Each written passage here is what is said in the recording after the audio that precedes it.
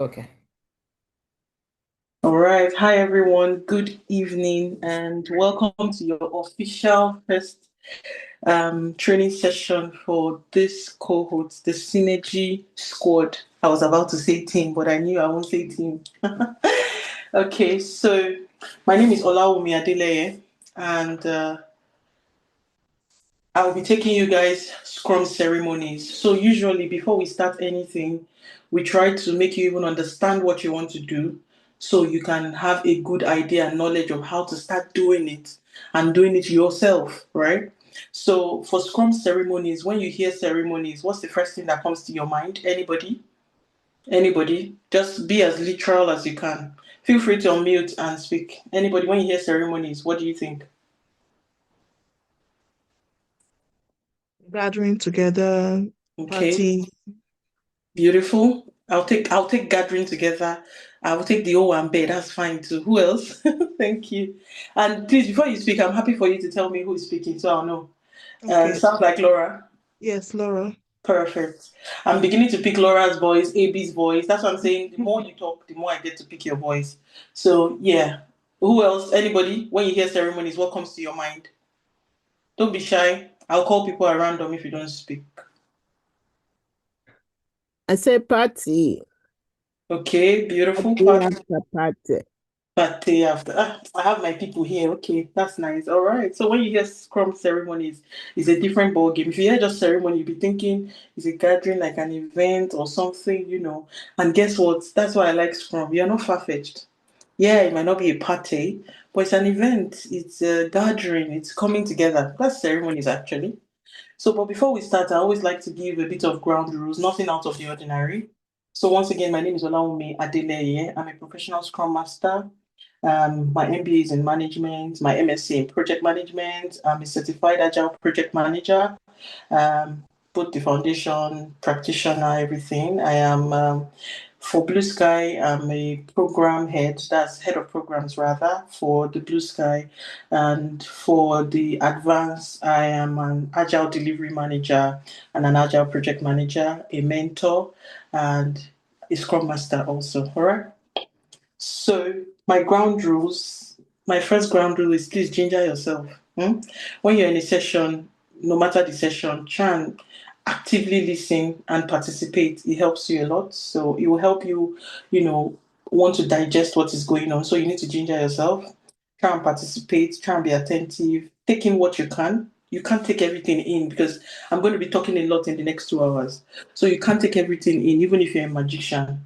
But as much as you can, take what you can. The videos will be sent to you. You can watch it while you're washing dishes or while you're driving. You can just listen to it and it will stay better. Okay. What else? Also create a glossary for yourself. Glossary is just where you put in new terms, no terminologies, new words, jargon busters, anything that you hear. Just have where you just scribble it down. And even if you don't catch the full meaning, you can go back and research for what the full meaning of it is, right? So when you hear a word that you don't use commonly, please put it in a glossary. It will really help you. The more you know it, the more it's going to help you in the interviews. Okay. And your growth in this IT journey is in your hands. So my ground rule is take it upon yourself to make sure that you achieve something. You are here this night instead of sleeping or spending time with your family or doing something else. So please make sure it's worth your while. All right. So let's start. Thank you. What we're going to be doing today, because we're doing Scrum ceremonies, delving into Scrum ceremonies might not really help you understand and grasp what you need to pick tonight. So, in as much as this is where our topic is lying, we still need to give you a brief understanding of what Agile project management is, what Agile is in itself, what Scrum is, what empiricism is, and some other things before we go into what Scrum ceremony proper is, right? And for these other ones, it should just be brief because, like I said, our focus for tonight is for you to understand the Scrum ceremonies. Now, the good part is after this ceremony, tomorrow we're going to do a demo of how these ceremonies actually go, where mentors from the advanced will come and just do a role play for you to understand what I have been talking about today, okay? Well, what I'm going to tell you today, people will come and play it out for you.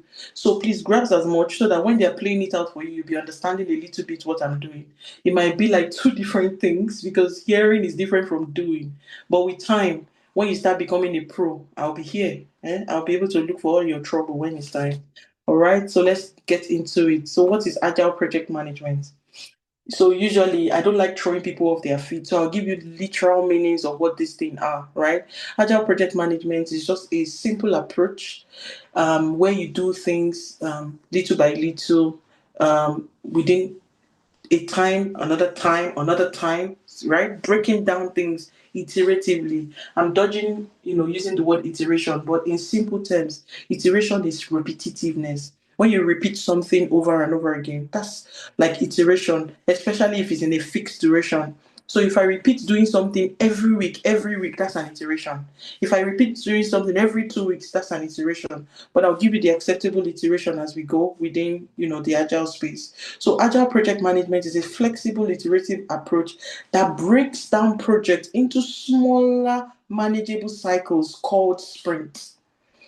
And we use sprints and iteration interchangeably, though they are not exactly the same, but they are very similar in meaning. So sprint is the time boxing of that work you're doing, right? Iteration is that repetition that you're doing. So they are just used interchangeably. There are some organizations, they don't even call it sprint, they just call it iterations. And but most people use the word sprint. So you can use it interchangeably. So we're just saying your work is being broken down into manageable sizes for you to be able to work within a period of time. So, and in all, anything agile always emphasizes collaboration, growth, continuous improvement, adaptability, absorbing new things and making changes on the go. That's all what agile project management does. Agile project management is just that approach of doing things in small bit by bit.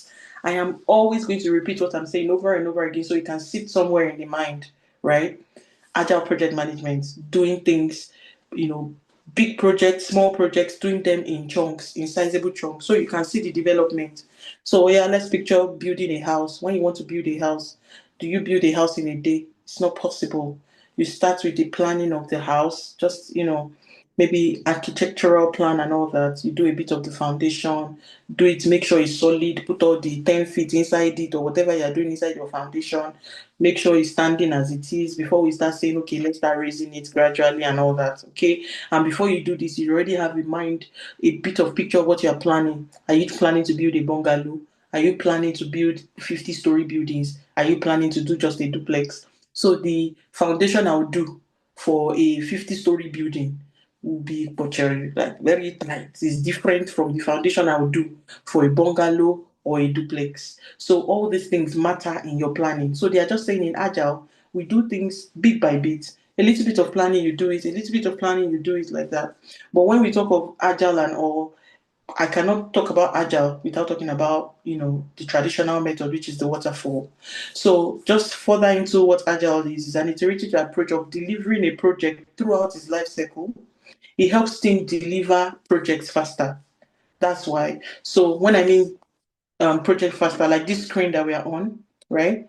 This page now, if somebody says go and design this page that we are on, and I go and design it, and the person sees it, I finish everything, do the title, put the picture, put the words, and the person sees it, the person might say, I don't like this thing, Joe. In as much as I told you to use blue.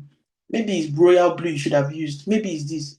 But how about if I do only this background and probably put only the title and I show the person will be like, okay, I think you can change it to royal blue. Then I change it to royal blue immediately.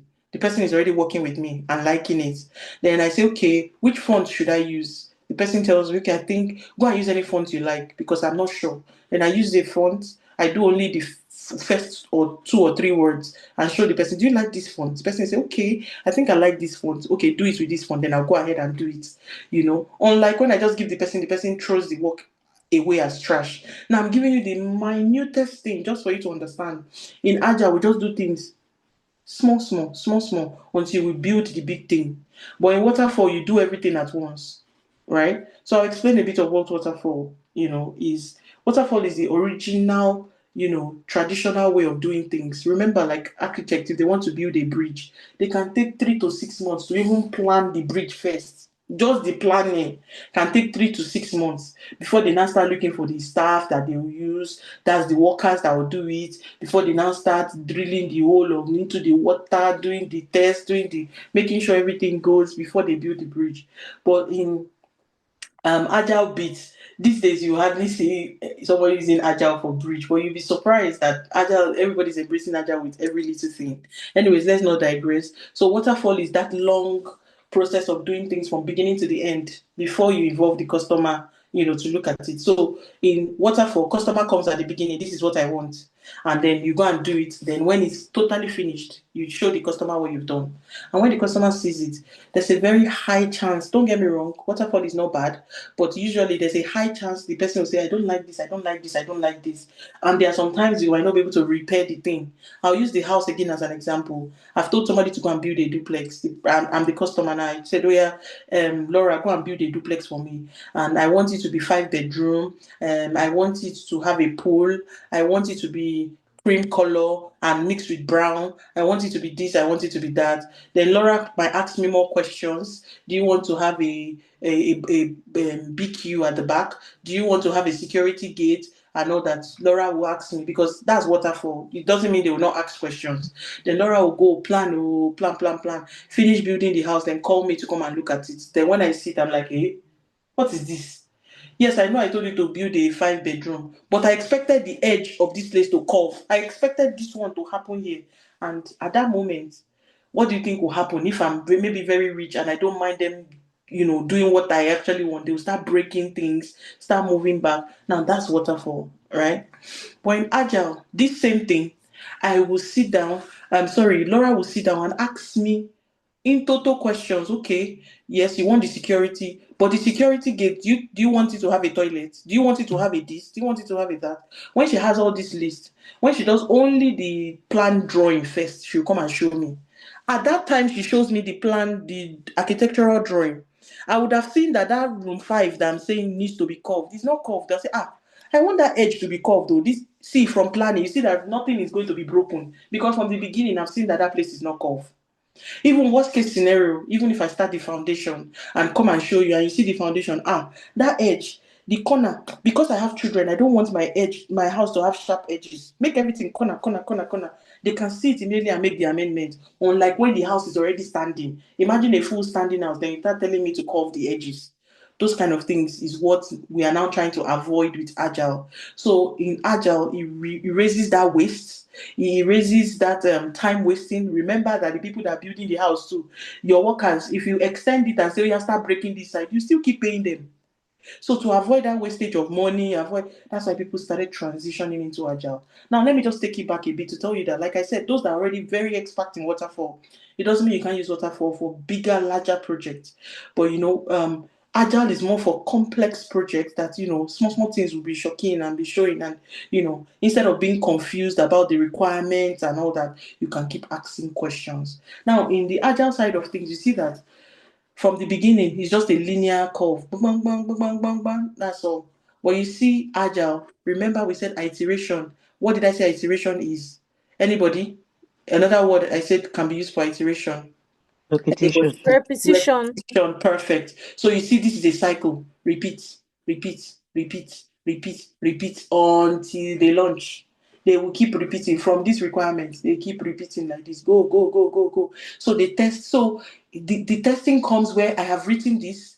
Maybe let's use your signing in of maybe the link you wanted to use to sign into the internship, for example.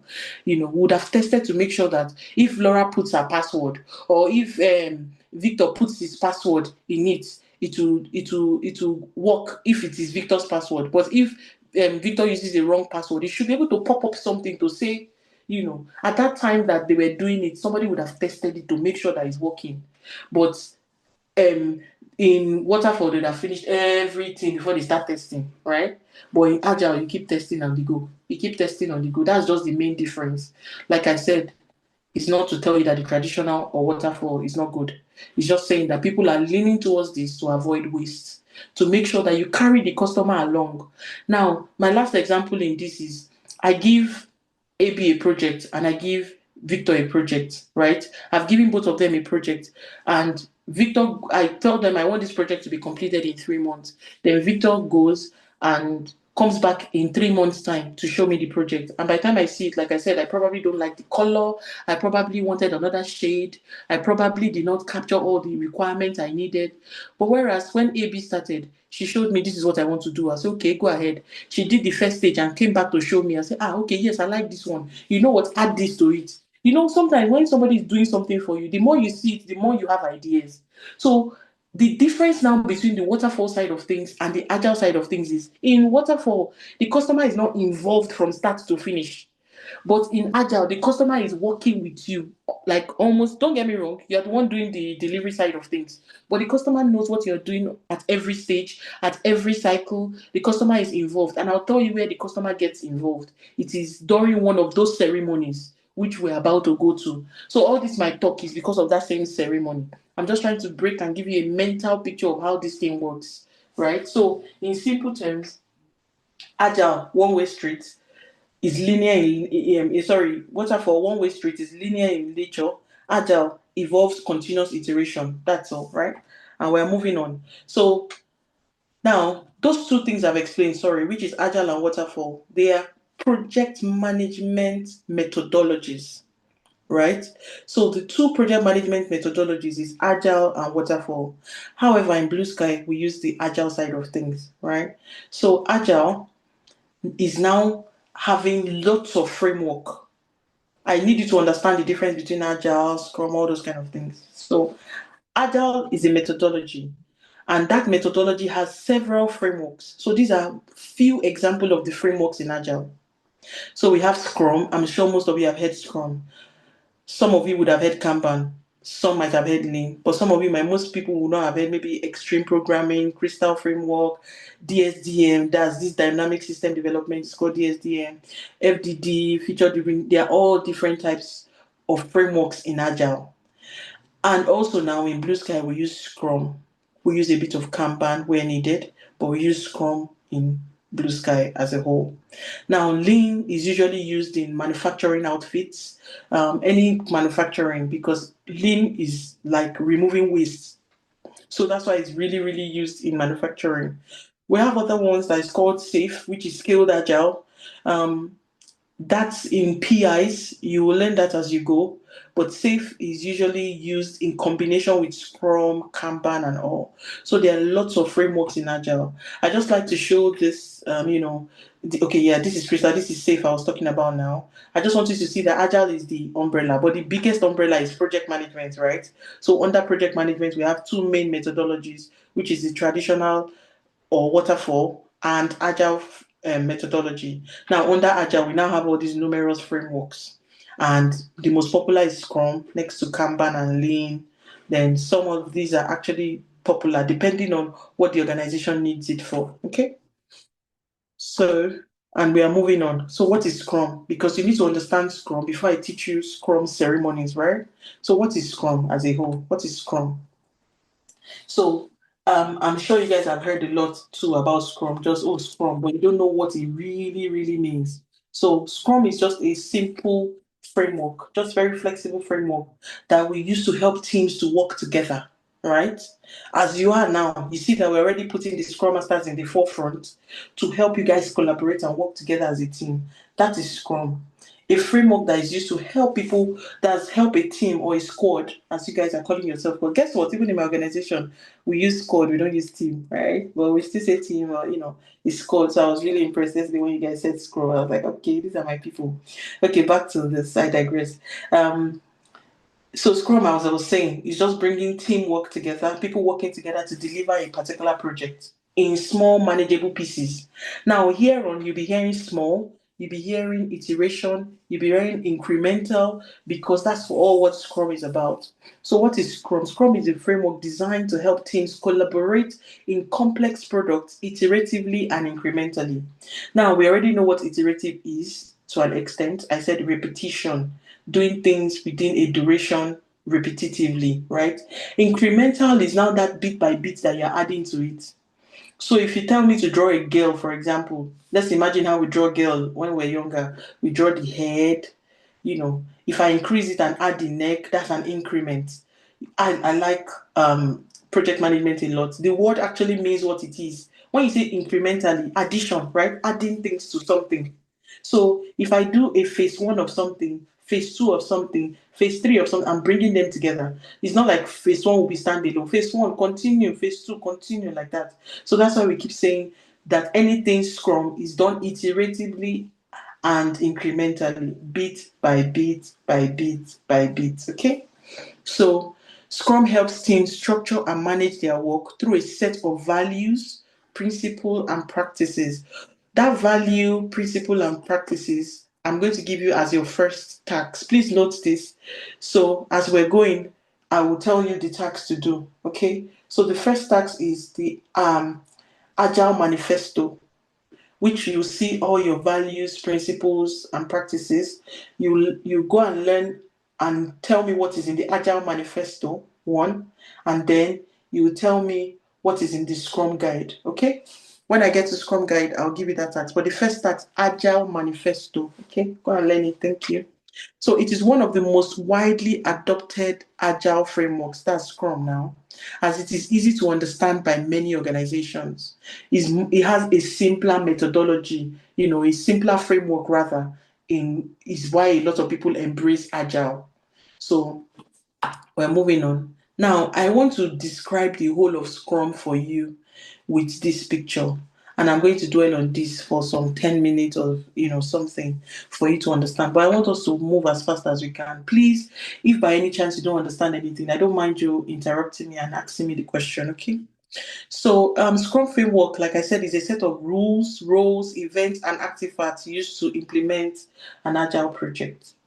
Okay, so I've explained already what iteration is. I said iteration is doing things bit by bit, right? I've also explained to you what increment is. So if I'm going to define iteration, it's a repetitive project that is time boxed to develop, work within 1 to 4 weeks, right? So it depends on the organization. Some organizations do 1 week, some 3 weeks, some 4 weeks, some 2 weeks, depending on how they want to. That's that duration, that repetition. The cycle happens every 1, 2, 3, or 4 weeks. But once it's more than 4 weeks, you're no more doing agile, right? You're no more doing Scrum rather. Okay. But the most widely acceptable, timing is 2 weeks. So even in BlueSky, you'll be using 2 weeks in your sprint. That's 2 weeks iteration is what you'll be using. But need I tell you, people use 1 week, people use 3 weeks, people use 4 weeks. But the most popular, like 80% of teams across using Agile, they use 2 weeks. This is not a given statistics, but if I'm just even going to use my organization, if we have 500 teams, for example, 480 or 460 are using 2 week sprints. But guess what? My own team is even using a 3 week sprint. But every other team around me are using 2 week sprints. I only have one team that does 4 week sprints. Teams don't really like embracing 1 week sprint because it will make your you keep repeating the process and it gets tiring. Give people time to work a bit, But you understand this as we go, okay? This slide, like I told you, we'll dwell on it a bit. And for increment, it's just saying you are increasing the product. So whatever you have done previously, whatever you have built or developed previously, you add a new thing to it to make it a whole. We're drawing a girl. If I draw only a circle, does it look whole? No. By the time I put the eyes, put the nose, okay, it's already forming a human face. But is that a human being? No. By the time I put the neck, put the body, put the hand, okay, it's looking nothing Jora. You understand? It's beginning to look better and more presentable. By the time I put the leg, the shoe, a dress, oh, then this is a beautiful girl, or this is something. If I now crown it up and put the hair, I have done all these things in an incremental stage, okay? So that's adding something to make it look like a whole, okay? So Scrum framework emphasizes teamwork. Anytime you're hearing Scrum, you'll be hearing a lot of teamwork, accountability. We've already talked about iteration, so it emphasizes teamwork, accountability, and iterative progress towards a well-defined goal. We always make sure we define our goals in Scrum. So it provides just enough structure for people and team to integrate, just to sync together on how they will work while adding the right practices to optimize. I'm reading this out so you can understand where I'm coming from. And then it's an iterative approach consisting of sprints that typically last 1 to 4 weeks with an objective of continuously improving a product. So that is the sprint. I wanted you to understand sprint before I explain this picture. So this is what you'll be doing in BlueSky now. So let's go to story time. If you miss it, feel free to interject and let me know, okay? So when you are told to do a project, so this is my cursor will be the project. So follow my cursor as we go. Now, when you're told to do a project, are you the one that wants to do the project? It's not you. It's coming from somewhere, right? Is it that coming from a customer or a stakeholder? Because even within your organization, you can have stakeholders that need you to do something, that need you to do a project to help their own project.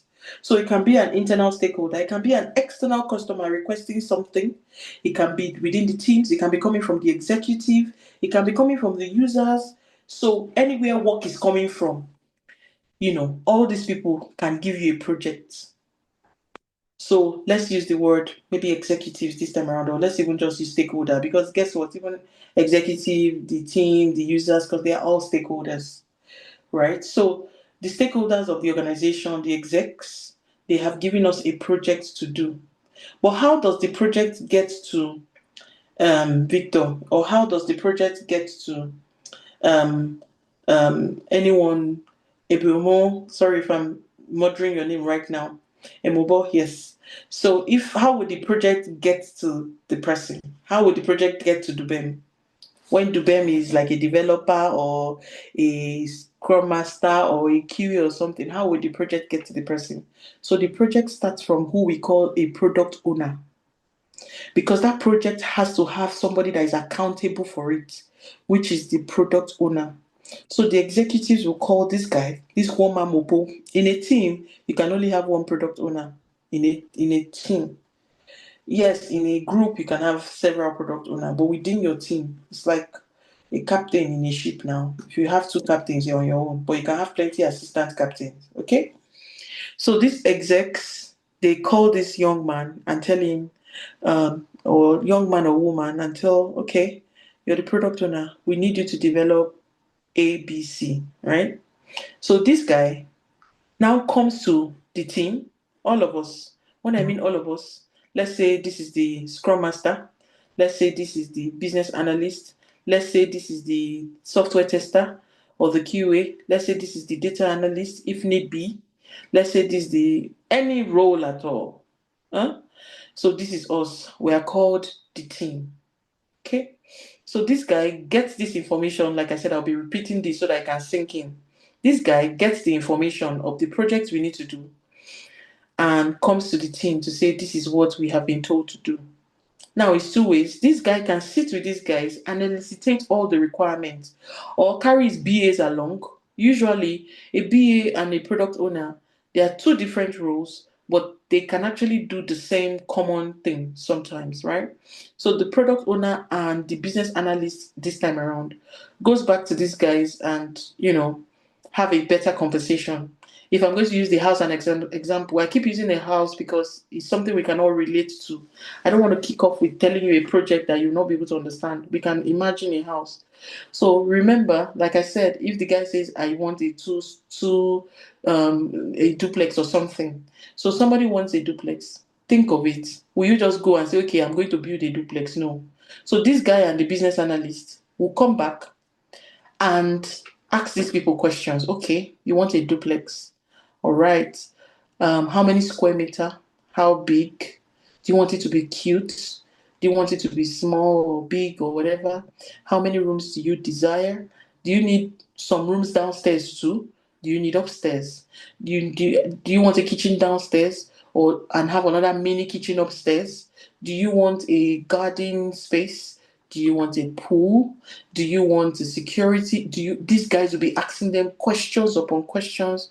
Okay, do you want your pipe to be this one? Do you want a visible pumping machine or something? Do you want a solar so that we can plan for the solar from the beginning? Because your solar, you're placing something on something. So you need to know the roofing. It's like you want to do solar and you go and bring pan roof. Can't work now, you understand? So you need to know all those questions. So these guys are the inquisitive guys. So if you're a BA and you're not inquisitive, you still have the chance to change. So these are the inquisitive guys, because sometimes these guys, they want a lot of beautiful things, but they don't even know the beautiful things. So a PO and a BA can go and research, to have better ideas, to be able to ask better questions to these guys. So they come and ask plenty questions to these guys to make sure that they have a good understanding of what these guys really, really, really want to design. Now, Uzo has helped me with the display she did for you guys the other day of what the customer wanted. Who remembers that picture that had a tree and everything? What the customer really wanted and what was done. You understand? It was two different things because the conversations and the requirements were not provided enough for them to have a true picture of what this person wants. So the inquisitive guys will ask these guys over and over again what they want. And even if the team starts developing it, sprint on sprint, at the end of every 2 weeks, if we're using a 2 week sprint right now, at the end of every 2 weeks, they'll call this guy to say, this is, one increment I've done. No.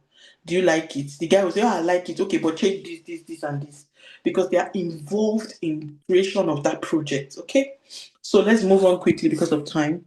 So these guys have now gone back to these guys to elicitate requirements. Remember, we've taught you elicitation, so I can start using some of those words and not feel like I'm bombarding you, right? So they've gone to do an elicitation with this guy with all the different types of elicitation skills they want to use, either Q&A, anything they want to do, they've gone to request from these guys. Now, they now come to the team and say, this is all what we think we want to do, which is called a product backlog. We call it PBI, product backlog item, right? Product backlog item is all the things we think we want to do. So let's say we want to do 8 things to complete that project. Trust me, when you want to do a project, it's 100 things, but let's just leave it at 8 things, right? Let's say we want to do 8 things to complete that project. So we'll list out all the things we want to do. Once we list out all the things we want to do, this guy now is the one that has the authority to rank them according to priority. He has to rank them to start with the important things. Now I give an example.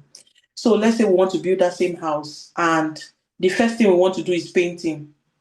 Can somebody tell me if that's possible? On mute, please, quickly. The first thing we want to build a house, the first thing we want to do is painting. It's not possible. No, it's not. Are you sure it's not possible? Painting.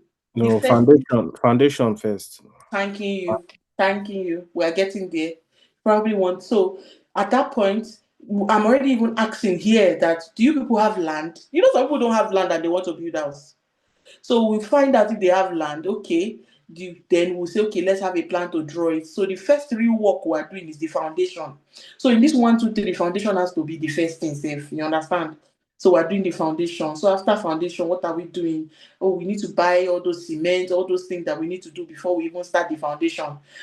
So you see cement as chance foundation. So all these small things we use, the rod, iron rod, all those things, we need to make sure it's available. Then we now do foundation. So those are the first set of things that will be in these first 3. Painting and co, see where they are. Electric work, see where they are. 7, 8, painting, electric, they are here. So before you start a project, you need to be able to picture the project, which is what the BA and the PO are doing, to picture this project. And the BAs will now come and write all the things we think we want to do. Because they've elicited a requirement, they now understand what the customer wants. So they'll come and write all the plenty 100 things we think we want to do.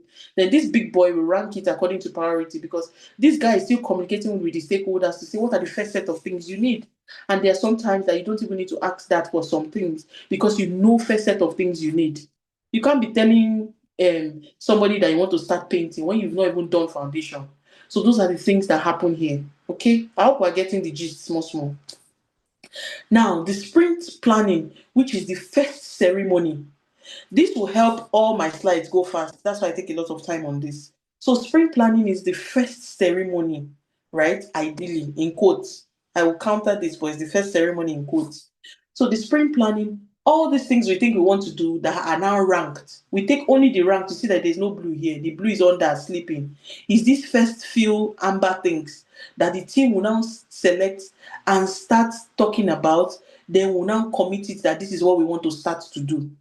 So this is what that sprint planning is about. So when we now agree on the things we want to do, of which we'll do estimation of whether that work, we have the technical skills to do it. We can want to do something.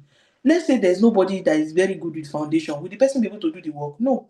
So we need to be sure that we have the technical skills to carry out that work in the first place. We need to be sure that we have the tools, the right tools to do the work. there's no excavator, there's no digger, there's no anything. How do you want to do the work? It cannot work. Sorry, I'm going very local with my pronunciations, but you get where I'm coming from. That things have to be in place. So those things are in place. The team will talk about it in the sprint planning to be sure that all these things are in place and they are able to deliver.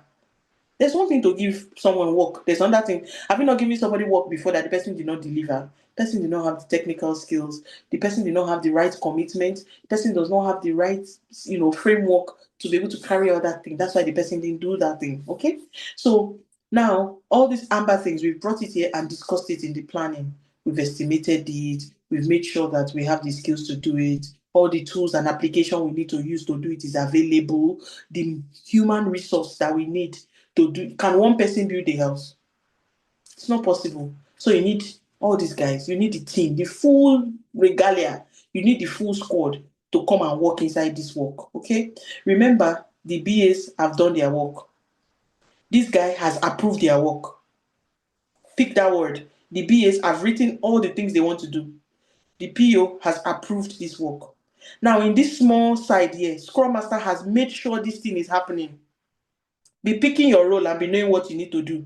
Scrum Master is the person that facilitates to make sure all these things are happening. So Scrum Master is making sure that these things are happening. So all this product backlog item is checking, okay, BAs, are you writing your stories? Are they clear enough? Okay, good, thank you. And then the Scrum Master is facilitating this to say, okay, these are the things we're about to commit. Are we good to go? Is estimated right? Okay, let's start the sprint. No, the moment we now agree we want to start this 2-week sprint, starting 2-week sprint is we want to start developing. In simple words, we want to start developing. The moment we agree we want to start developing, this work turns to become a sprint backlog because it has become the goal that we want to achieve in this small one iteration. Remember that iteration is repetition of something within 2 weeks, 2 weeks, 2 weeks in this time, right? So now we have agreed we want to do this in the next 2 weeks.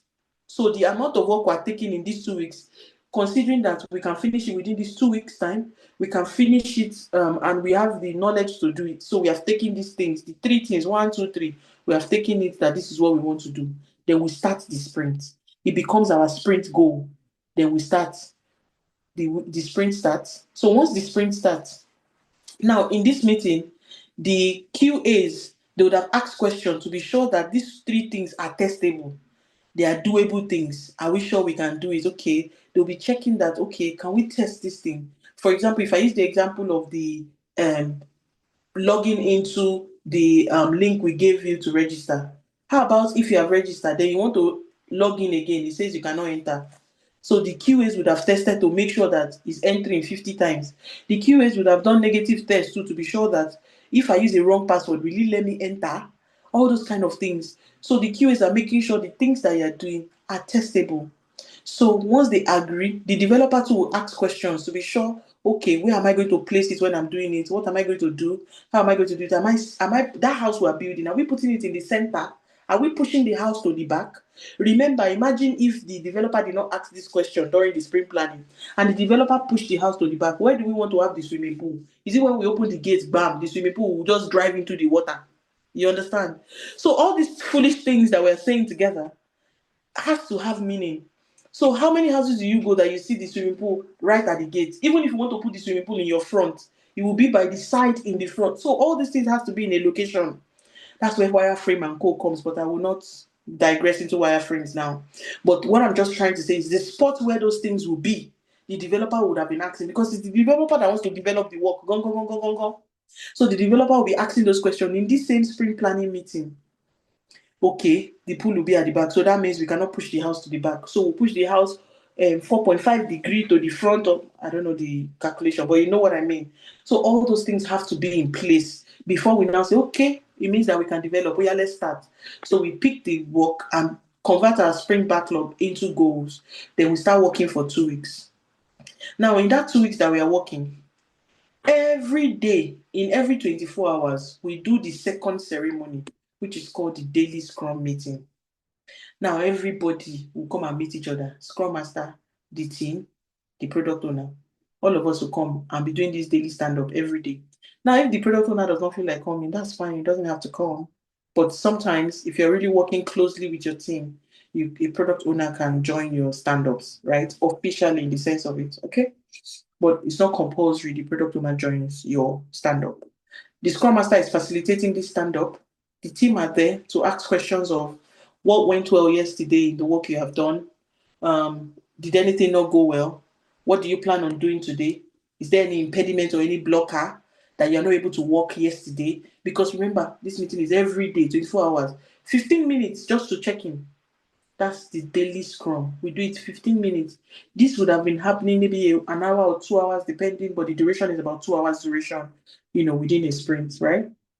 Now, when we have done that every day, now on the last day of sprint, the last day of the 2 weeks, we will now come and meet all the chief chairmen now. All these guys, our chief chairmen, all the executive or stakeholder, whoever, they will go into a meeting and tell them all what we have done in that 2 weeks. Then they will vet for us that, okay, the foundation looks solid enough. Okay, it's good, we like it. But you see this foundation, as good as it is, can you carve only the back end at the back? Or can you split this one into 2? Yes, I know I told you I wanted 5 rooms, but you see this last room downstairs that is big, split it into 2 because I think we might have more guests when we come to the house. So split this room into 2. Let them share one family bathroom or do 2 separate bathrooms for them or something. At that point, this guy can still make some corrections and we can adapt to it. So we do what we call sprint review. Another name for sprint review is demo. Another name for sprint review is showcase, but we usually just call it sprint review. Officially, it's called sprint review. Okay.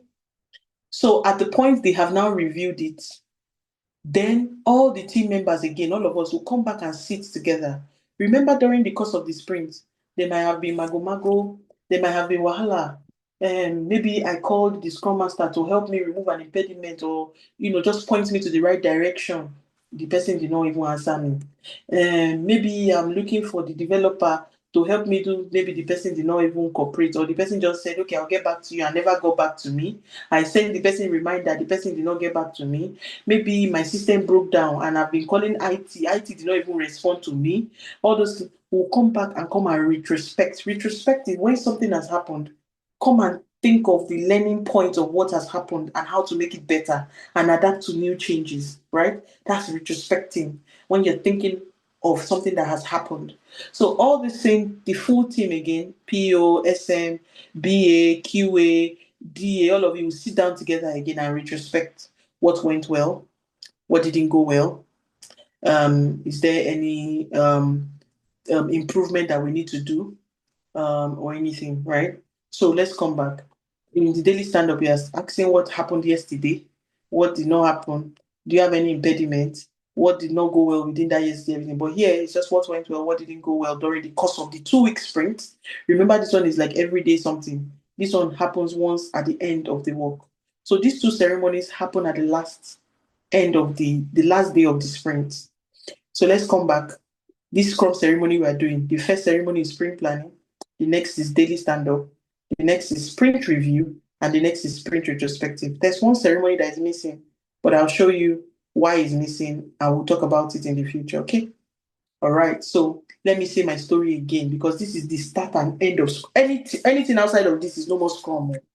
You see that Scrum is simple. They just always bamboozle us with words. Scrum is very easy peasy, okay? Executives, they tell us we want to do a project. The product owner and the business analyst, okay, they go back to them. Tell me, what project do you want to do? What are the details? What do you need to do? Do you want to add this? Do you want to remove this? Okay, what do you want to use? What do you want to do? Ask all the questions out of being inquisitive. Then they come back to the team. So the business analyst writes all the things we think we want to do. When they finish writing everything that they think they want to do, the PO will now rank it. Then the team sits together and have a plan of the few things that has been ranked that we think we can take up within this sprint. Like, you can't take up this whole 8 work because you will not be able to finish it. So they've picked a few things that we think we can do within 2 weeks. Then we break down the work. We make sure that we estimate it. We make sure that we rank it, the severity and all that. We prioritize it. When you do your priority and everything, then you start sprint. The moment you start sprint, it converts into the goal of the sprint. And then you do it every 2 weeks. So the duration of the 2 weeks these guys, every day the Scrum Master or anybody within the team can lead, but usually it's the Scrum Master that facilitates the daily stand-up. Every day, just a 15 minutes check-in on each person within the team to say, what did you do yesterday? What's your plan for today? Did you have any impediments? They find out. So they give updates here, just a sync meeting for updates, right? So at the end of that sprint, there's a finished work. So that finished work is taken to these guys, which are the stakeholders again, because somebody sent us message. So we've gone back to the people that sent us that message that this is what we've done so far. Is that okay by you? Do you need any changes? If they tell us they need some changes, you don't need to be upset or anything. You just it and go back and adapt to those changes because we've not even gone far, right? So it's easy to make corrections. Unlike the example I gave of we have finished building house before they started telling us to cover it. Then now that one will need breaking and resampling, maybe buy more cement to patch that place and all that. But in Agile, at the beginning, when we are drawing the foundation, they already know. So we make the changes and keep moving forward, okay? And after the sprint review with these guys, only us within the team now, we are not calling any Oga or any stakeholder, only the team will come back and retrospect on the things that went well and didn't go well during the course of the sprint. And that's the whole of the Scrum ceremony. And then you start all over again. That's Scrum ceremony. Now, the only part you might not start all over again is to go back to the stakeholder again to say, it's a no, because you already know all the things you think you need to do. So we'll just start from here again and keep going. After we finish here again, come back, start here until we finish the project. Remember increments, we're doing it bit by bit. We did 1, 2, 3 first, we'll do 4, 5, 6 next, we'll do 7, 8, 9, 10, we'll do 10, 11, 12, 13, 14, 15, 16. Sometimes you can even have up to 10 things, 20 things to take in at once, depending on the capacity of the team to do it. Then when we now finish this project, we'll come back again. Oh yeah, next project. They'll give us next project. In fact, you might not even get to the tail end before more projects to start coming in. So that's the true picture of Scrum. Any questions first before we start going? Any questions? Or do you understand enough what this framework is talking about? I'm listening. I believe people are on the call. Okay. Yes. Thank you, Anyton. Great. I finally am able to see the names. Okay. Any questions? All of you are good, right? So we are moving forward. So from here on out, we'll be moving as fast as we can because this is the start and finish of everything we want to do today, honestly. But there's still a lot to learn. So we'll go gradually. So you see a true picture of it. And like I said, tomorrow, the leads from our mentors from the advance will come and do a role play for us to understand all this yada, yada, yada I'm talking about. Okay. So we'll move quickly. And a team size for Scrum is usually around 10 people, right? But please follow the Scrum guide. In Scrum guide, you see 7 plus or minus 2, meaning 9 people max and all that. The reason we have small group of people in a Scrum framework is because it's easier to work with people that are fewer than having 40, 50 people in a team. There'll be a lot of chaos. You might not be able to go through a good, but Scrum framework, just a few number of people carry out some tasks and you're good to go. You can have several different teams, but within one unit of a team, one unit of a squad, shouldn't be more than 10 to, but you should be flexible. Some organizations, if you have up to 12, it doesn't mean and you go there and say, but we should not be more than 10. You carry no, it doesn't work that way. Sometimes you have to be a bit flexible. We're just giving you what the typical number should be around, okay? So, and we are moving forward. So this is your second tax. Remember, the first tax is your Agile Manifesto. The second tax is the Scrum Guide. Scrum Guide is the guide that we use that guides us through the whole Scrum for us to understand Scrum from start to finish. It's just a 16-pager. If you read this, it will help you just open your mind to Scrum. Please, another thing, because you're hearing Scrum, don't think it's not for me, QA, or it's not for me, BA. It's not for, no. This whole ceremony is for everybody. It has nothing to do with Scrum Master alone. It's for everybody, okay? So, the Scrum Guide was developed in early 90s, first version 2010, and it was built by developers themselves. It wasn't built by Scrum Masters or BA, it was built by developers themselves. So it's just a guide to help us define the Scrum framework. Something has to guide us, right? So it's this Scrum guide that guides us. So you see the values, the teams, the event. So the theories, we have empiricism as the theories, the values of Scrum, focus, commitment, openness, respect. Those are values of Scrum team. The team is what I've explained already, saying Scrum Master, BA, QA, depending. Some teams don't have DAs in them, some teams have DAs, depending on the work you want to do. If you have some analytical data or business intelligence that you need within that particular team, you have DAs working with you. Sometimes it can be full stack developers, front end, back end. Sometimes it can be architectures. Anybody can actually work with a Scrum team, okay? The events are the Scrum ceremonies I've mentioned, the sprint planning, daily stand-up, sprint review, retrospective. The artifacts are the product backlog I mentioned, sprint backlog I mentioned, and the final increment. That finished work is called an increment. So if I go back, the artifacts are product backlog, sprint backlog, and this finished work. The finished work is called an increment. So product backlog, those are the artifacts. There are more artifacts, but these are the major artifacts in Scrum. Product backlog, sprint backlog, increment. Product backlog, all the things we think we want to do. Sprint backlog is the things we want to work on within a sprint. And then finished work is the increment that we got at the end of this sprint, what we completed at the end of the sprint is called increments. Okay? I'll ask somebody this question at the end of this call. Product backlog, sprint backlog, and the increments. Okay? So back to the Scrum guide. Yes, go ahead. Please, that product backlog, I don't quite understand it very well. Can you just explain what it is about again? So when you're told to do something, the BAs, the business analysts, they come back and write as many things as we think we want to do on that thing.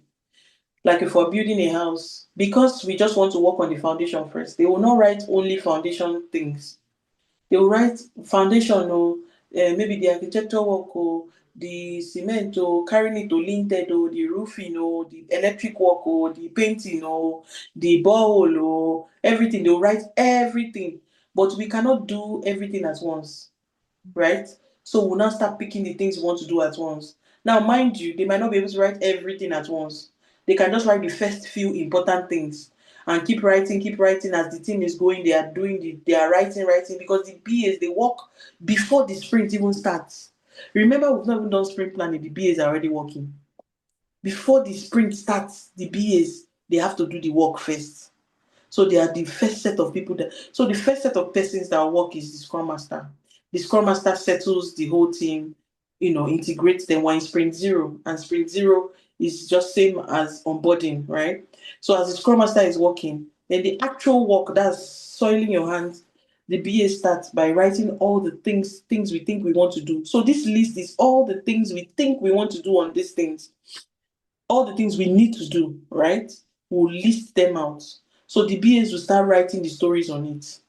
They can have a roadmap for this, on all the things they need to do. They start writing the stories one after the other, but they start with the most important stories first. A BA cannot come and write a story of painting first, when we're not even going to start painting now. So the first set of things we want to see is the story for the foundation, making sure there's a land, making sure there's a drawing already by an architect. Make sure, those are the first set of things we want to see. So if it's a website, for example, the first set of things they are writing about is the landing page, the header of the landing, the footer, if they're going to sign in, all those kind of things are the first set of things they'll be doing. Same thing. So the list of all the things we need to do on the project that has been given to us is what is going to be in the product backlog. Here, work has not started for the team. The BAs are just writing beforehand so that the team can have what to pick to start doing. Is it a bit clearer? Yes. That's product backlog, all the numerous things we want to do. And from it will be ranked the few things we need to do. When they rank the few things and the team agrees on it during the planning, then we take it into the sprint and it becomes a sprint backlog. The sprint backlog is now the thing we want to do within the 2 weeks. The few things we want to do within the 2 weeks. The plenty things we need to do, product backlog. The few things we need to do within 2 weeks is it.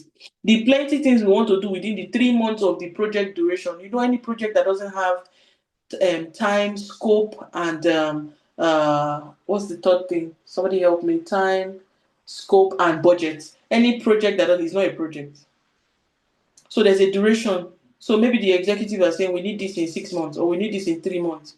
So all the things we'll do in 6 months is what they'll start writing. And because it's 6 months, do you think they can write everything at once? No. But they'll start with the most important thing and keep going. Then the team will be picking as they are going. Maybe if they are going to number 100, you see they are just on number 8.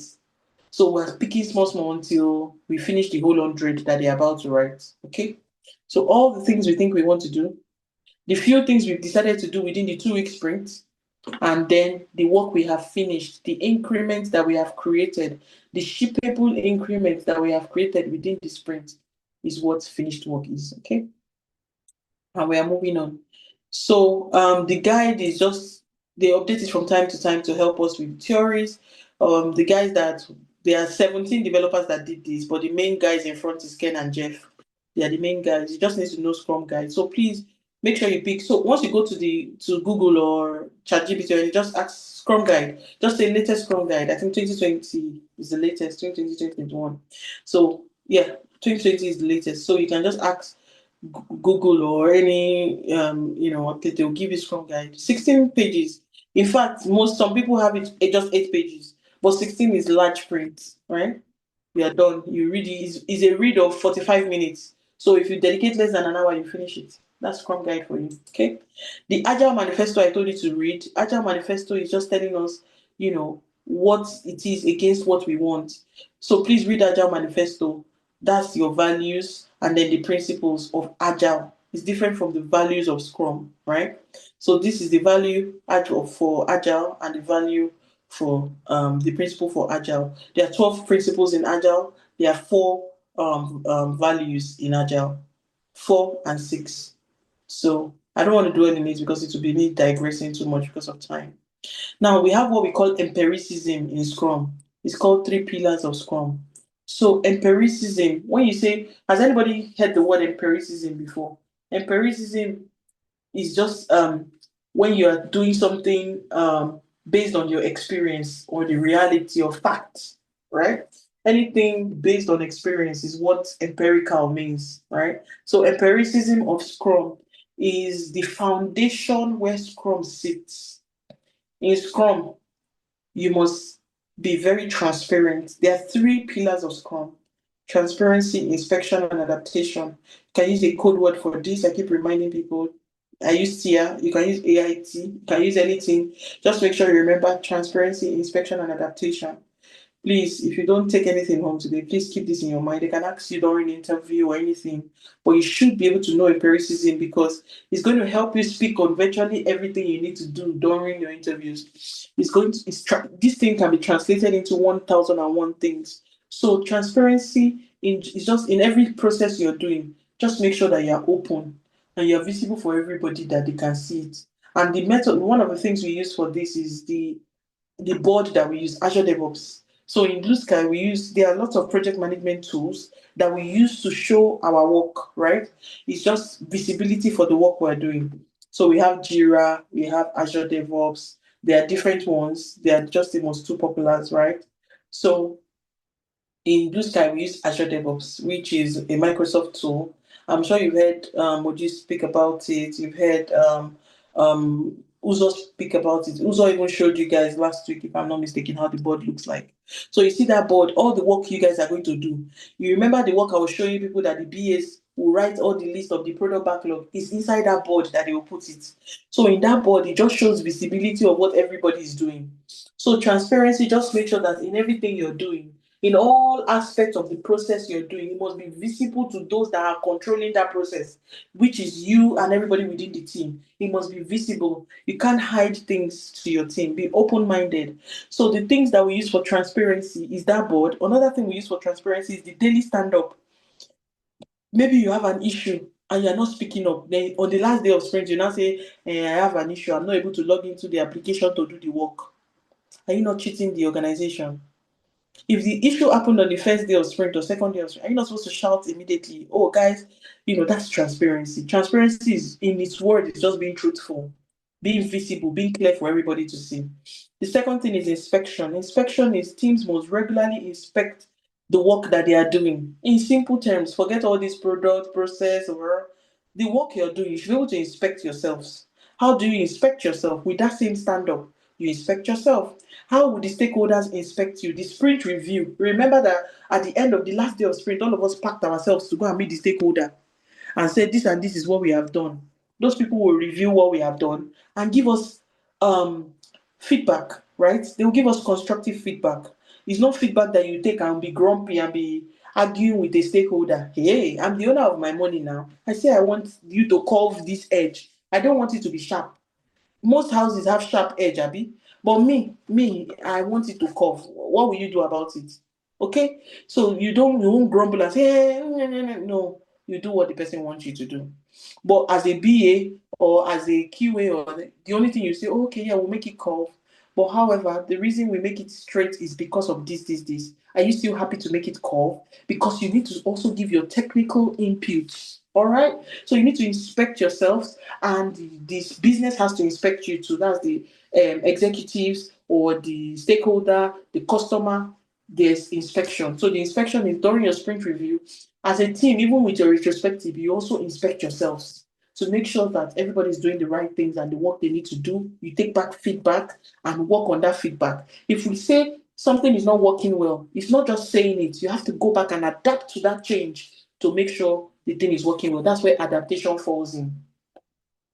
So adaptation is when you find things that are not really acceptable, but you want to apply a form of adjustment to make the process better. So teams must be willing to adapt to the process or product to address the problems that are identified during this inspection. So when they tell us, oh yeah, go and make it curve here now, you come back and adapt to that change. So anytime you hear Agile Scrum, you'll be hearing changes. We adapt to changes. That's the meaning of this adaptation. So this, all the talk we're talking about since, they sit on this foundation of transparency, inspection, and adaptation. So as you're going to bed tonight, this is your third assignment. Your third assignment, you don't need to submit it. So your third assignment, your third task is, as you're going to bed, just be saying transparency, inspection, adaptation.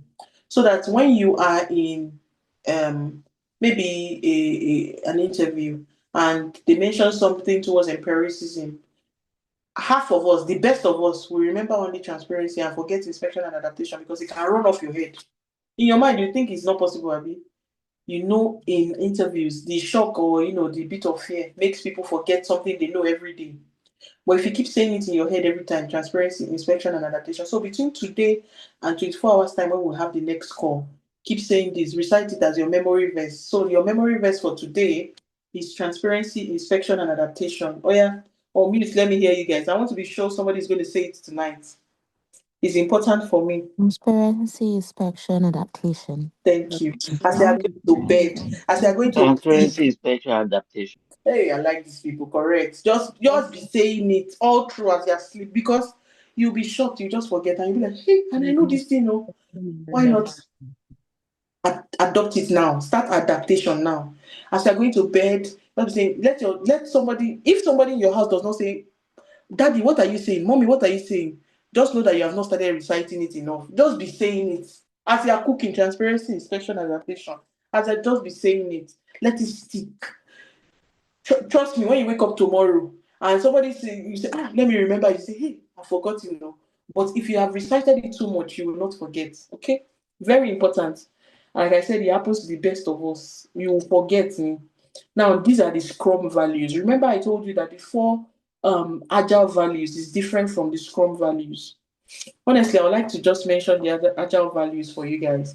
So individuals and interaction over process and tools. Remember, we said Agile has a lot of simplicity. So we prefer you to be able to interact with people, not the one that maybe you just want to ask somebody for pencil. You go and write 10-line mail to ask for pencil. Come on. Just reach out to the person via chat. Or if you are physically in the office, you just stand up from your desk. Hello, AB.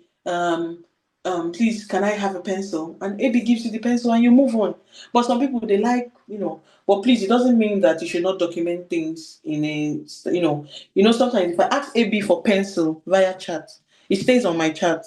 So if AB tells me tomorrow, maybe in a meeting, oh, you didn't ask me, I can say, oh, but I chatted you and you responded to me.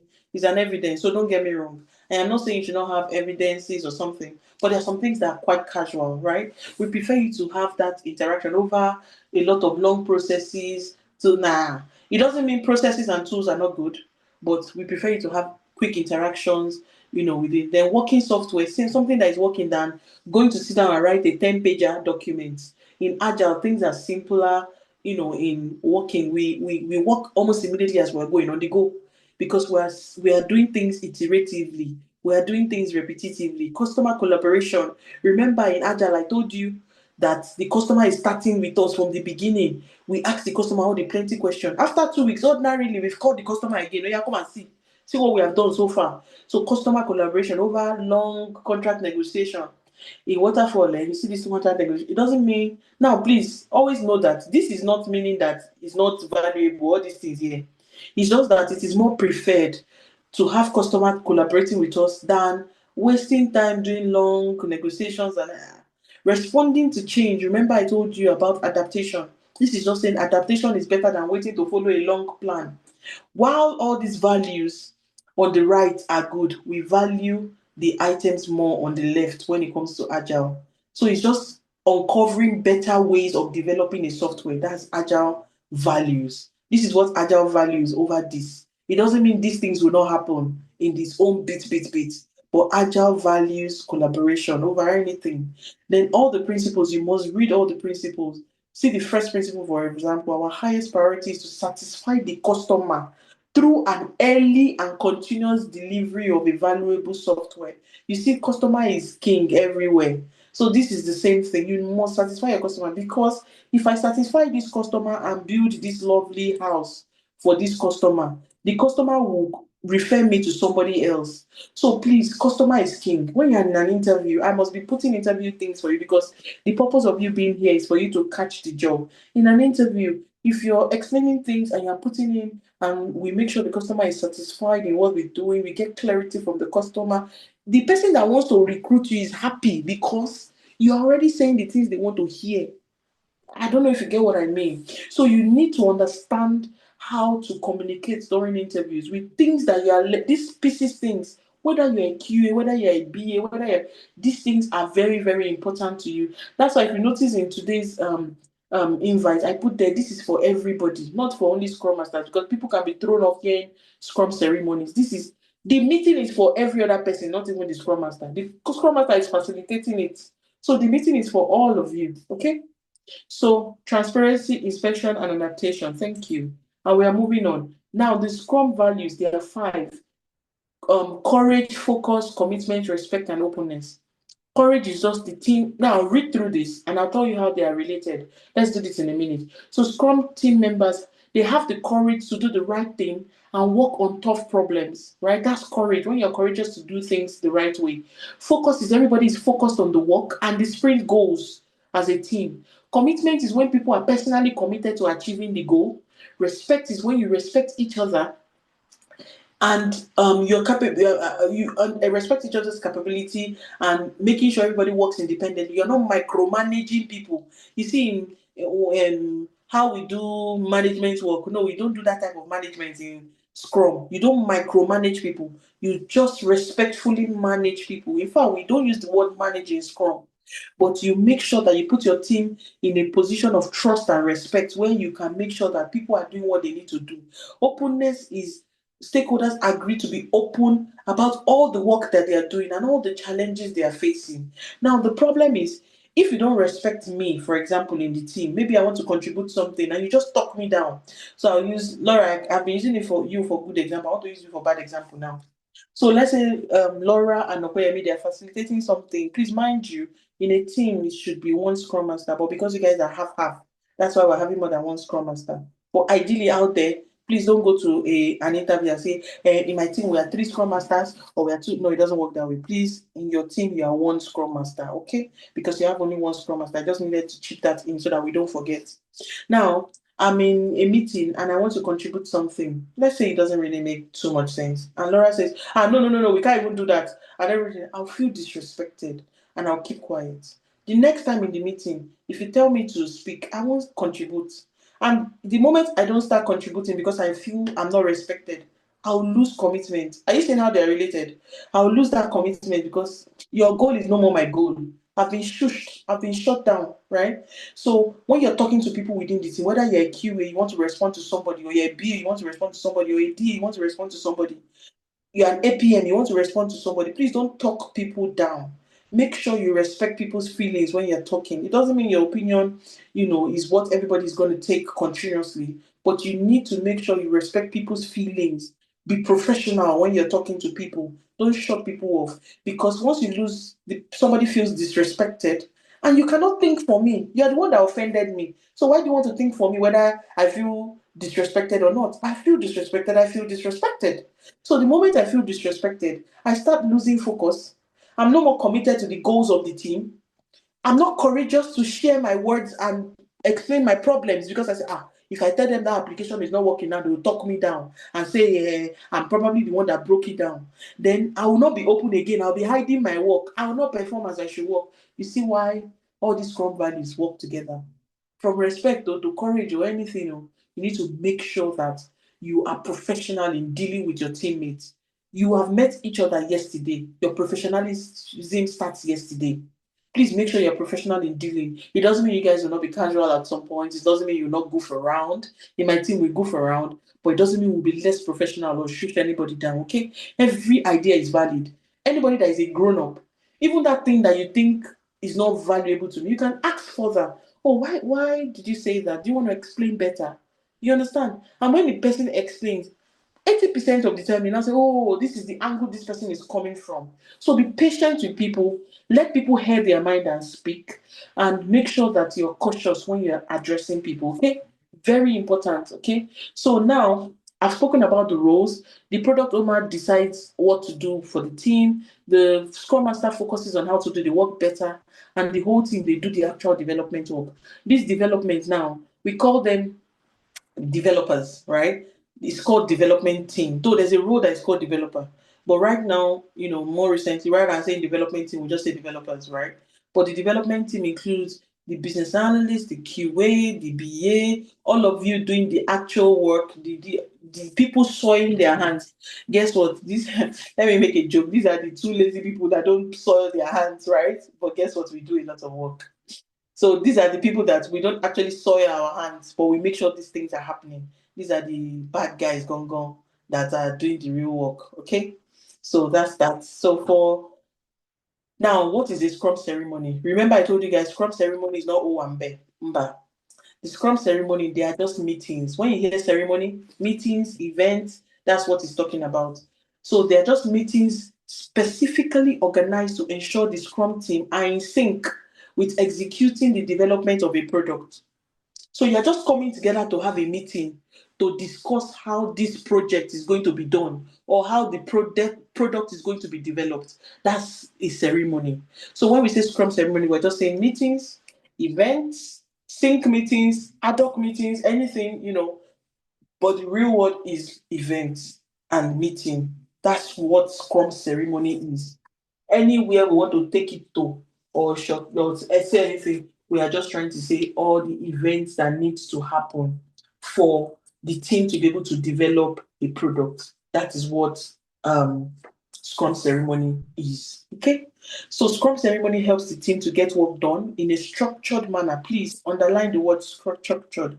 In a structured manner. It's not like we're just doing things anyhow. Bang, bang, bang, bang, we're just doing things. Remember, we want to build a house. Is it that it's me that will just think about everything that, okay, we'll put it, we'll sit down together as a team. Okay, what are we doing? Okay, the man said he wants bungalow, or the man says he wants duplex. Okay, let's do this, let's do that, let's do this, let's do this. You're trying to put structures in place. Okay, let's do this step first. Okay, can we call from this step to this step? Let's call it phase 1. Let's call this step to this step phase 2. Remember Welt taught you guys?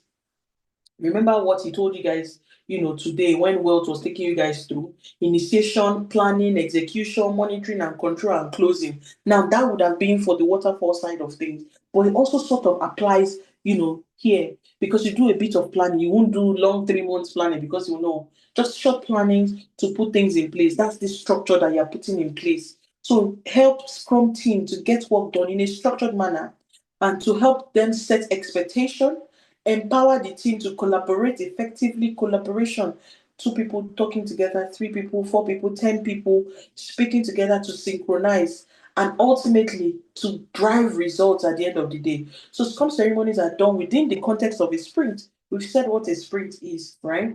We've said that a sprint is the duration, the time box duration of continuous development cycle. So what the team needs to do, what they have planned to do, they have designated a time frame for them to do that thing. That is what a sprint is. The period where things are done. Remember my Scrum ceremonies, daily Scrum meeting, that's the daily stand-up, the sprint planning meeting, sprint review, and retrospective. Those are the 4 Scrum ceremonies. However, I've been talking about 4 Scrum ceremonies since, but they are actually 5. But officially, they are 4, okay? We'll get to where they are 4, okay?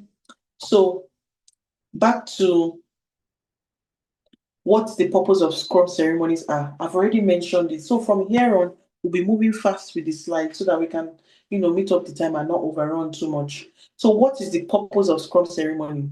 Some of the reasons for this ceremony is to empower the team to collaborate effectively, help them set expectations, help the team provide a framework to carry the work well in a structured manner, steer the team towards achieving successful results, which we have all mentioned. So what are the ceremonies in itself? Remember, we have an understanding a little bit of what sprint planning is, daily stand-up, sprint review, and retrospective, okay? So now, this bad guy in the middle, we have not spoken about him since. So this is where I also will spend another few minutes just to explain to you guys. So if you remember the picture of what we are doing, we said the first thing we're going to do is to plan a sprint. When we plan the sprint, when we kick off work, every day of the sprint, we do a check-in within 15 minutes just to say, what did you do yesterday? What are you planning to do today? And, if you have any impediment or any blocker, right? Which is now the daily stand-up. Now, we'll do this every day of the sprint till the last day of the sprint, which will now do the sprint review. The sprint review is where we'll go and meet the stakeholders to tell them what we have done so far. And they give us constructive feedback. We adapt to it. Remember, transparency, inspection, and adaptation. So the transparency is we've gone to tell them what we have done. The inspection is they will inspect what we have done. The adaptation is they will give us the feedback that we are going to adapt to, okay? Now, after the sprint review, we take a break, same day, last day of sprint. We'll now go and retrospect as to all what has happened during the course of the sprint. And then, the cycle ends. Then we start a new cycle, sprint planning again. However, you see this sprint refinement. If you go and just start planning something, and because on the day of the sprint planning, it's supposed to be the first day of sprint. So the first day of sprint, if things are not in place, you will not be able to start this sprint because we have not done the groundwork. Sprint refinement is the groundwork that you need to do before you start the sprint.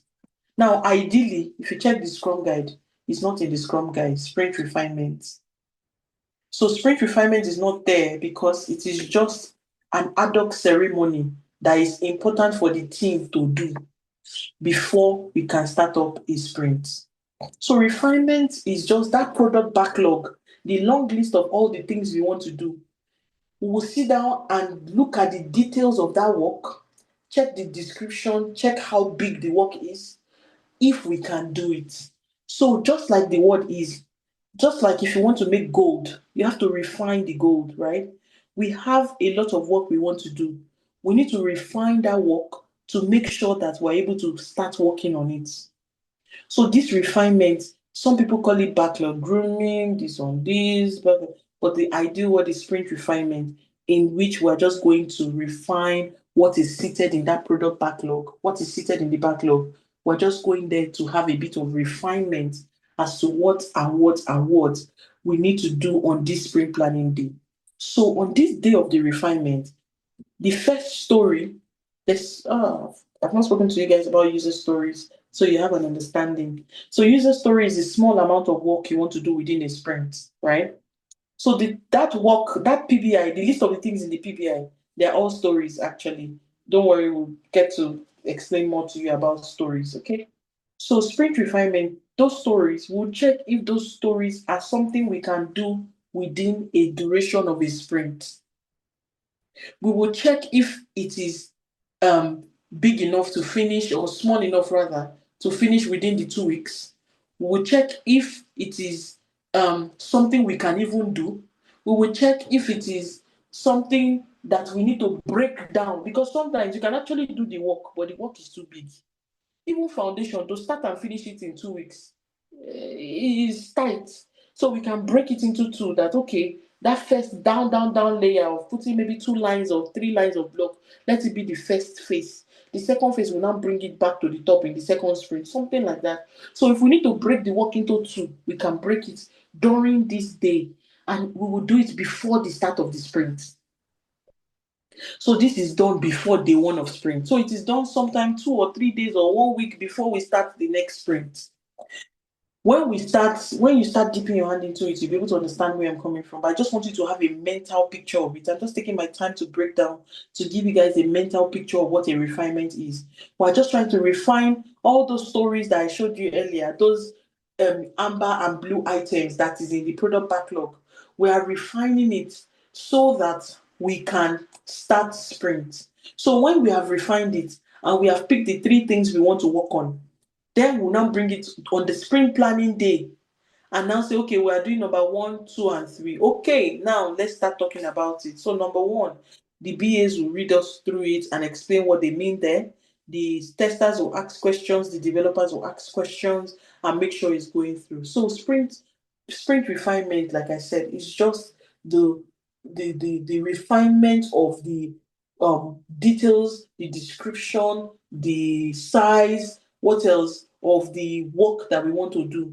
So at this point, we can do a bit of mini estimation. Remember, during the sprint plan, we'll do proper estimation, but we'll do a mini estimation to check if it is big enough. I will not tell you guys fully about estimation today, because it will now be TMI for you in one day. I think in the next session, would you do that with you guys? So, but you estimate a story. Estimation is just the effort it will take you to do something, right? So, and it is done with a series that we use, Fibonacci series. I will not confuse you. Like I said, you have a deeper explanation of what estimation is. But in simple terms, it's just the effort it takes you to do something, right? The effort it will take you to carry out that project. So if we think the effort it will take us to do 9, 1, 2, 3, 4, 5, 6 of that of the foundation is too much, then we say, okay, you know what, let's break it into 2. So we'll break it into 2 and do only 9, 1, 2, 3 and do 4, 5, 6 in the second story. So there's a cap to your estimation, you get to understand that, but we're just trying to say the effort it will take you to do something. And remember, the effort also differs from developer to developer, or from QA to QA. Now let's say Ajiboye, sorry, I'm trying to make sure that I am calling the right names. So if I say Adegboyega, for example, is has been doing this QA work since 1920. For example, he has been doing QA since 1920. Maybe he started in 2019. Chinelo started the same QA work. She started December 2025. If I give 2 of you the same thing to do, please respond to me. Who do you think will finish first? Anybody? Who do you think will finish first?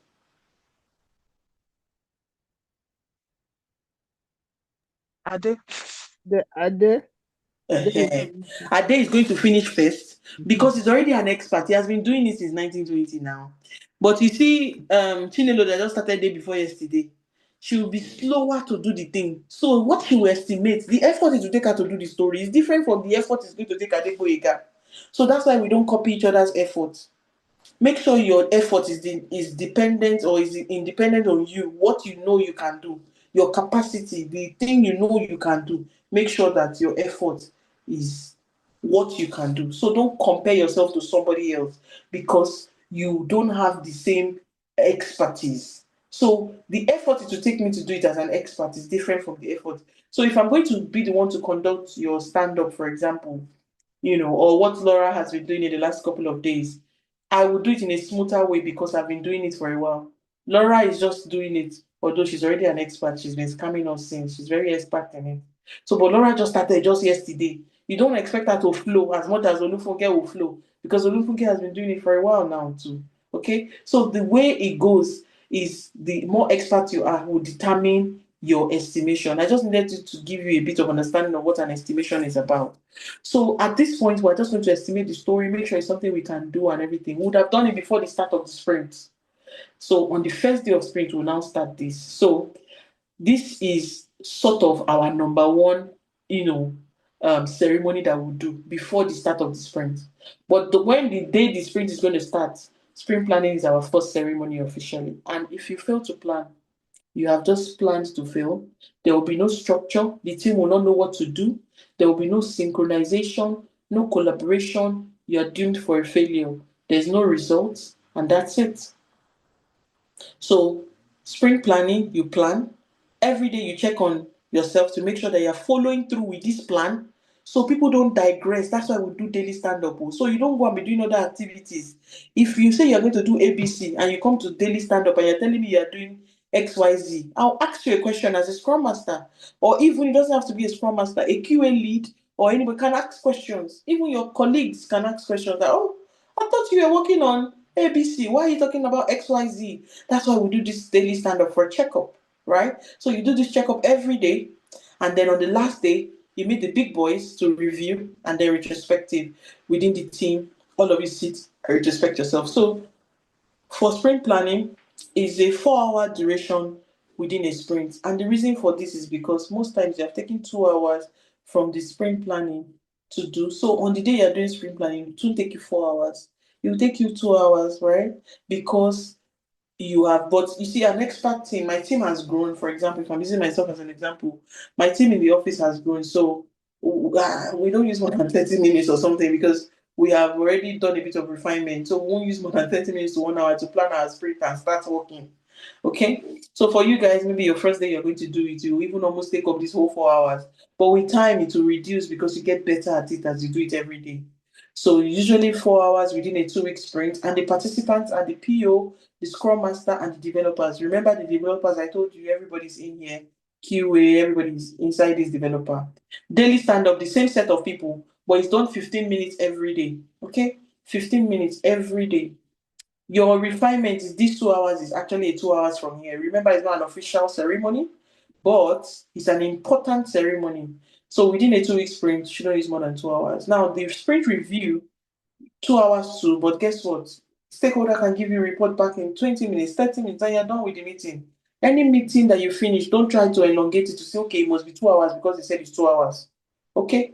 Then your retrospective, 1.5 hours. Most times people exhaust this 1.5 hours because, when you're doing a retrospective, there'll be a bit of maybe everybody relax. Remember, we've been working all through the sprint. So retrospective is just us, we within the team. Just come, relax, gist, do a bit of some games, play. Then we'll now talk about our real issue. Okay, what went well? What did not go well during the course of the sprint? What needs improvement? Does anybody have any idea how we can improve? All those kind of things will now happen at this time. Okay, now I'm not going to be showing you the ceremony. I will be moving as fast as we can. So, any ceremony you're doing, any work you're doing, make sure you time box. Time box is having a duration. So if you want to do a sprint planning now, you know that it's 2 hours you are doing it. That means you need to know how you're going to structure. We're going to do this from here, this time to this time, this time to this time. Make sure you don't exceed your time, right? But even if you're going to exceed your time, you notice that anytime we're exceeding time, remember, maybe like some minutes ago, I already told you guys, let's move fast in case we're going to exceed time. You want to make sure you tell your team already ahead. Don't wait and 30 minutes pass. You are not even apologizing. You're not. Make sure you time box and try and work within the time because people might have meeting immediately after your meeting and they'll jump out of your call. Do you want to be the only one talking to yourself? So work within your time box meeting. Okay. Every meeting you do, don't do over familiarity. If there must be a purpose, your team must accept it. You must prepare for it. Anytime you're going for a meeting, don't think that I do it every day. Maybe I do daily stand-up every day. Prepare. Even if it's 5 minutes you take to prepare, make sure you prepare so that you have you can open your jottings to the previous place you were in, so that when you want to ask questions, you have where to fall back to ask questions and everything to the team. Make sure things are going as you should. And it should be of value to the team. You don't just do a meeting for doing sake. Make sure that there's value at the end of the day for the team members. So sprint planning. Remember, sprint planning is the first event. This one, like I said, will be going speed to almost the end. Okay. Sprint planning is the first event. Sprint planning just helps the team determine the backlog items that they are going to work on in that sprint. So they'll discuss it and then move it into the sprint. That's what sprint planning is. So it's the first event of the sprint, and it's important because it reduces risk of failure. Remember when I said if you fail to plan, you are going for failure, right? So it helps the team also understand and define the scope of work that they are doing. Remember, they had 8 things on that list, but the scope of work they are doing is just 3. So because in that sprint planning, they have decided and discussed, they have discussed all the things they want to do. So they now pick the few things they want to work and, do it as a task and get it done. Okay? So daily stand-up. Remember I told you that daily stand-up is just 15 minutes. It doesn't mean if you're done in 10 minutes, you cannot dismiss your team. You can dismiss your team. And daily stand-up, the reason we try to do it same place is just, sorry, pardon me. The reason you do it same place is so that it's memorized by your team members, sort of, in the sense that if you're doing daily stand-up, if you're physically in the office, and you say use room 201 for your daily stand-up, if you use room 201 today, you use room 102 tomorrow, you use room 444 tomorrow, your team members will even be confused. Where is the ceremony happening, safe? You understand? But if you're doing it the same place, not at the same time, for example, let's say every 9 o'clock or every 10 o'clock, or you also need to think of the time before you determine, because you can have Indian colleagues, you can have colleagues in Germany. Make sure that the time is the same. So your Indian colleagues, you don't expect them to come and do daily stand-up for you at 2 o'clock in the afternoon. It's already 7 o'clock, 8 o'clock in their time. When they leave work, we stop work by 5, I'll be 4 or 5, we are done with work. So you need to find a suitable time, maybe 9 a.m. But if you say 9 a.m., 9 a.m. might be their own lunch time. So you need to be sure, when. So if you guys decide on 10 a.m. or whatever time you decide as a team, just make sure that everybody's agreed to it. So if you have the same time and same place, even if I'm not doing anything in this world, I will just remember, 9 o'clock, I need to be in daily stand-up. I'm going to room 201. Or 9 o'clock, I have a link, I'll just click on it, because it's same place, same time. Now, nothing is cast on concrete. Maybe there's something that has happened in the team today in particular, or you notice that maybe there's another more important meeting for the whole, maybe a meeting is coming from the executive and they fixed it in this 9 o'clock, for example.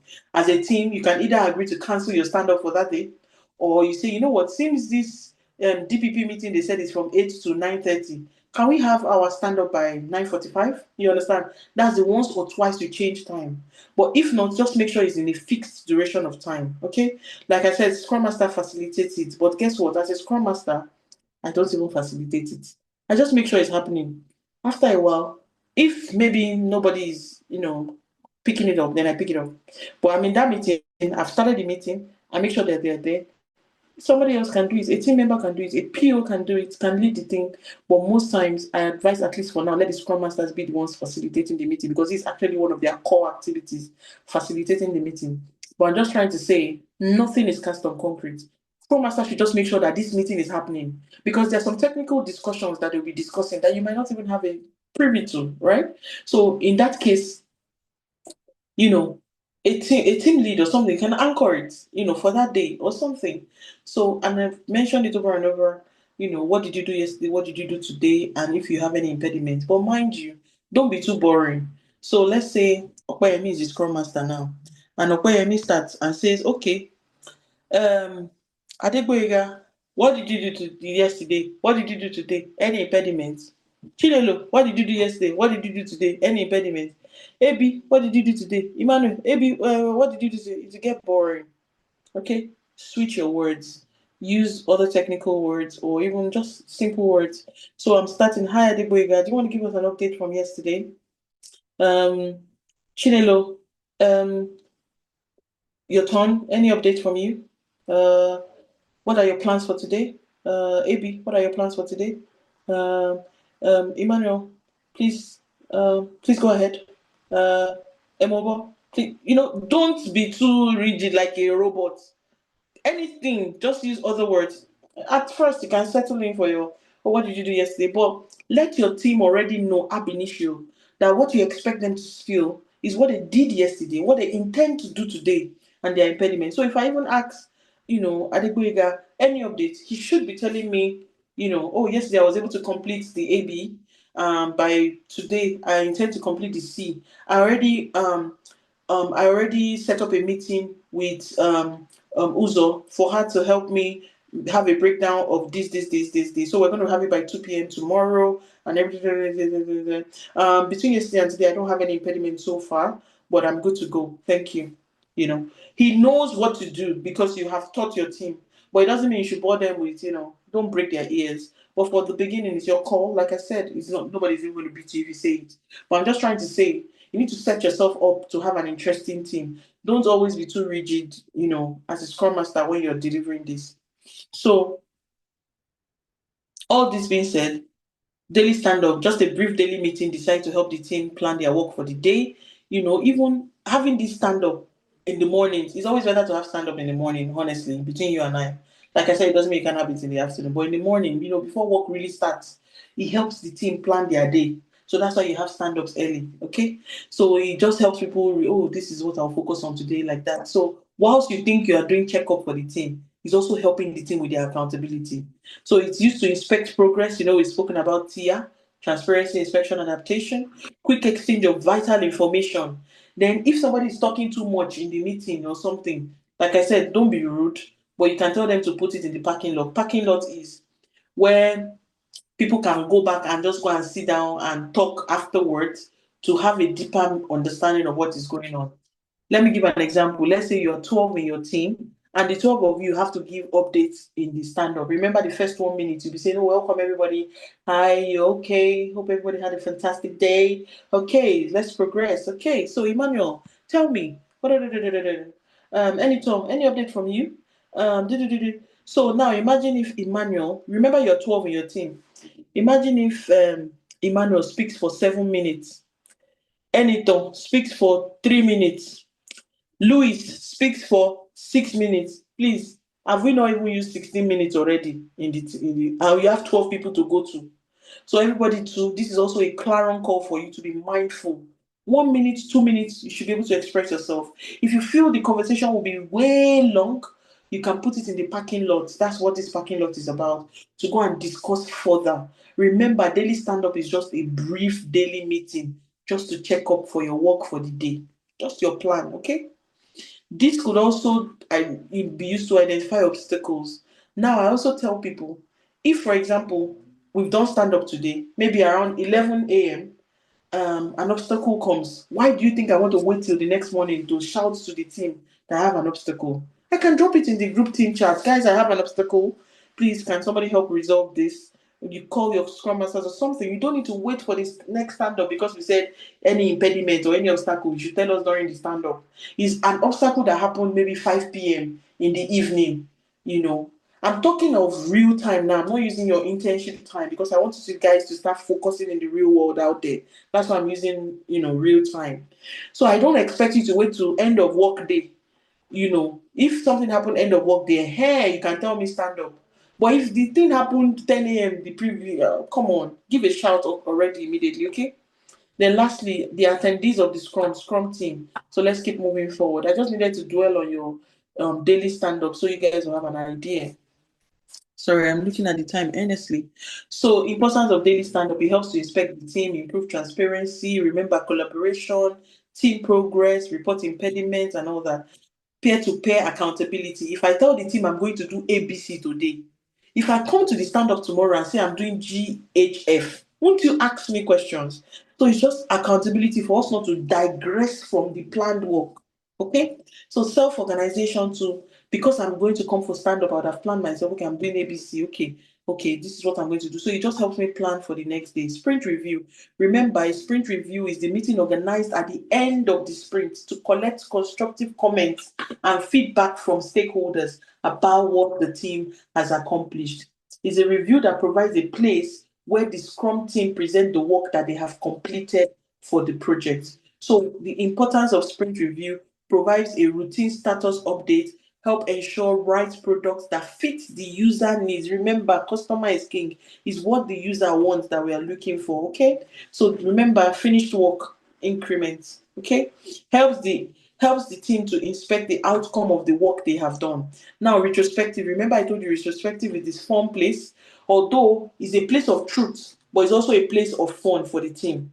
It's a place of truth, but it's also a place of fun for the team. So maybe the first 30 minutes, you guys can do your yada yada, playful things that you want to do and all that. Okay. So, but the main thing of a retrospective is a meeting held at the end of each sprint where the team reflects the past sprint and identifies ways of of improving their processes and practice. So it helps to find and figure out way to improve the team. It usually starts with an icebreaker and a game, right? And it's done between 1.5 hours to 2 hours, usually 1.5 hours. First half hour, you play your games and everything. The remaining 1 hour, you go and tell yourself the truth. Okay. Now, retrospective and review. There's something, people have been expecting a question on this. I've been telling you that sprint review is done on the last day of sprint and retrospective is done on the last day of sprint. How do you think you can do the two? Okay. So the sprint review, usually, you do it maybe at the start of the day, maybe in the morning, 9 a.m., 10 a.m. You've done review, you've gotten the feedback. Then you guys in your team, you can go for a tea break or maybe even immediately after lunch, then you start your retrospective because the two must be done on the last day of sprint, right?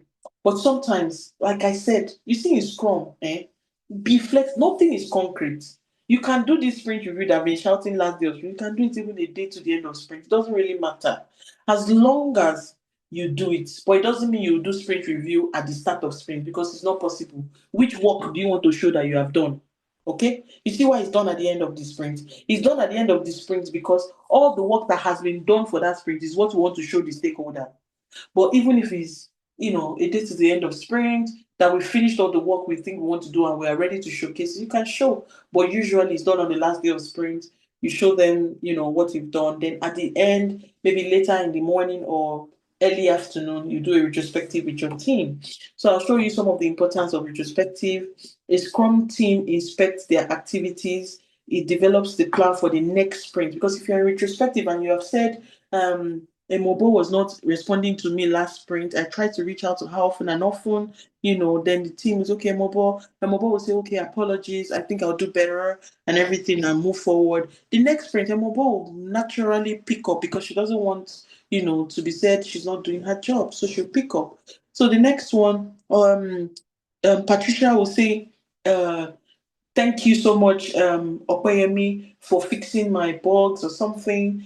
So everything in retrospective does not have to be negative, right? Some are the things that went well. Oh, 𝐂𝐻𝐿 was very responsive to us during the course of the sprint to help resolve our impediments. It can be, thank you for taking me through the Scrum ceremonies. Or it can be anything that you want to just be thankful for or that went well. Some things might not have gone well. IT, were not responsive to give me the application, maybe a Python application or something that you couldn't get it because IT was not doing what they're supposed to do or they delayed or something. It could be that. You could say, oh, communication was top notch during the course of this sprint, or Laura and 𝐂𝐻𝐿 were fantastic in resolving our impediment. The QAs were responsive. Our developer was this. Any good thing or bad thing that happens. So this is where you share the opportunity. It's just like hearing your mind. It's not a place to go and fight. It's not a place to go and you tell yourself the honest truths within the team. That's what retrospective is about. And you take it constructively. And your tone has to be professional. Please don't use a hard tone and don't be passive aggressive. I can say you are mad and you are mad and you will know that I'm playing. So maybe I'm playing with you. You're a crazy girl. The person knows I'm playing. You don't need to. But if I say you're a crazy girl, you're very, very crazy. The person knows I'm fighting you. Even if my voice is low, Even if I'm not shouting on top of my voice, the person still knows that's passive aggressive. Okay? So you need to make sure that you're mindful when you're communicating. You're not going to retrospective to fight. You're going to tell yourselves the truth on how to improve. Then the team will adapt to those changes. Okay? Then just to increase the quality of work and effectiveness of work. In all these things that we have been saying, the most important thing is giving customer quality work. So you don't just go and do things anyhow. You need to have quality work. How do you make sure work is quality?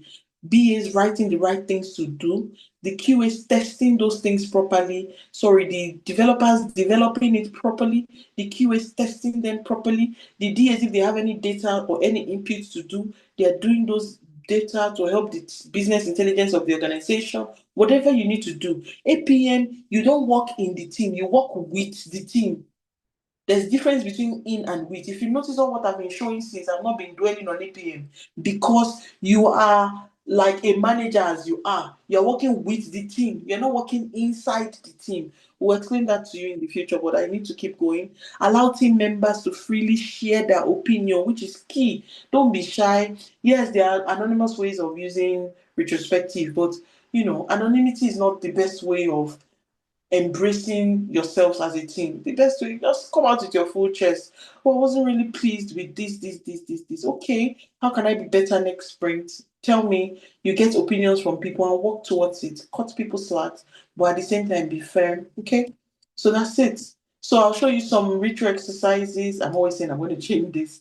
So some retro exercises, maybe that first 30 minutes, can start with an icebreaker to say, oh, if you had a superpower, or if you're a superhero in relation to your time that you have spent in Blue Sky, what will you be and what? For me, I'm always saying I'm going to be, the lead of the X-Men, because he has all those supernatural powers to know what is coming and all that. It could be that I'll be Speed, so that I can, just breeze through the 3 months, let me have peace, or whatever it is. You can just share anything with the team. You can ask the team any questions. What were your wins for last week? What are your wins? What are your expectations for this coming week? What are your downsides for anything? You'll just read through. There are a lot of exercises. Other icebreakers. I always tell the guys that anytime we do this, if you had a $1 million, how will you spend it? What will you do? Oh my God. I didn't know my team members were thieves. Everybody, I'll first take 2 months vacation. Paid or unpaid, I don't care. You know what $1 million is? How I'm going to spend it, yeah, I'll buy this one, buy that one, save this one, do this investment, do that one, lots of things, just to hear, funny responses from your team members as to how they want to spend the money they might never even have. Just anything. Just relax. We use speaker wheels. Maybe, for example, as I've been saying, somebody say something and nobody's saying. You can use a picker wheel. Once I spin it like this, it just goes to somebody and I say, okay, Juliet, go ahead, tell me. Or somebody, go ahead, tell me. And once we spin, you know how a roller wheel spins now, it just goes and then it picks a name, and then we know that this person is supposed to do it. Part of ways you can use in your retrospective for people to participate in some games. We do spot the difference. In 40 seconds, can you spot the difference between picture 1 and 2? So you see them rushing. Okay, there's a rock here, there's no rock here, then the snake is yellow, this snake is green, and there's no bubble here, there's bubble here, there's a rock here, there's a you quickly say, time up, just anything fun, anything game, just to make the team relax and enjoy yourself. You see a demo of it tomorrow. When the leads come, it can be tongue twisters, the seashell, 5 times. You guys will goof around, and please make sure you're always relaxed when there's no hard life when you're in retrospective. Just be calming down, play with your team. You draw up what went well, what didn't go well, what we could improve on. Then you must importantly take action plans. Action plans are the things. So when you're filling your retrospective board, this place, you don't touch it at all. You do only the first 1, 2, or 3, depending on the format you take. There are a million formats. See, this is format 1. What went well? What could have been improved? Action plan. This one is continue doing, stop doing, start doing. And this one is what makes you happy, what makes you sad, what makes you mad, what makes you glad, whatever it is, you understand? So, but the most important thing is you don't take up action plan. You first know what went well, what didn't go well. So it's when we are discussing this that you now take up the action plan. Please note this, especially Scrum Masters. So yes, you put the actions like this, but here will not be filled by your team. It will only be these ones that they will populate. Then from these two, we'll now take things that we want to action out. You see that there are fewer things here because you cannot action out everything at once. Some things are just lovely comments. So what are you actioning? Hardly will you even action things that in what went well. Okoyemi helped us resolve this or did this. Do we want to action that? It's a good thing. But IT was not responding. Then we want to action and say, okay, how can we collaborate with IT to start responding to us? Or how can we do this, or communication was not good. We can put somebody in charge of communication on how to improve communication within the team. So those kind of things are what you now take into the action plan, okay? Keep it coming. For my team, we usually use this. I just like to show this because it encompasses everything that we do. Sunrise are all the bright ideas within the team that we want, things that are pushing us along, all the good things. Thunderstorms are the things pulling us down, sandbags, so anything holding us back. Then usually there might be questions within the team. This is an opportunity to ask questions. And we do this recognition. This is where we say, Rotendo helped us do this, do that, do this. Patricia was very fantastic in helping me with the training. I reached out to Louise during the course of the sprint, and she was able to give me clarity as to this, that, this. This person was, this person was fantastic. Olufunke has been so fantastic. Blah, blah, blah, blah, blah. Juliet was the best. This. Let's take a bow. We do that. So we do that. So other things that we do, rose, boards, tons, rose are all the good things, boards are all the things, that have blossomed. Some things they start gradually and blossom. Tons are the challenges we have faced within the team. Then after all this that we have populated this, then we do action plan. If you want World War II, you bring this to my team.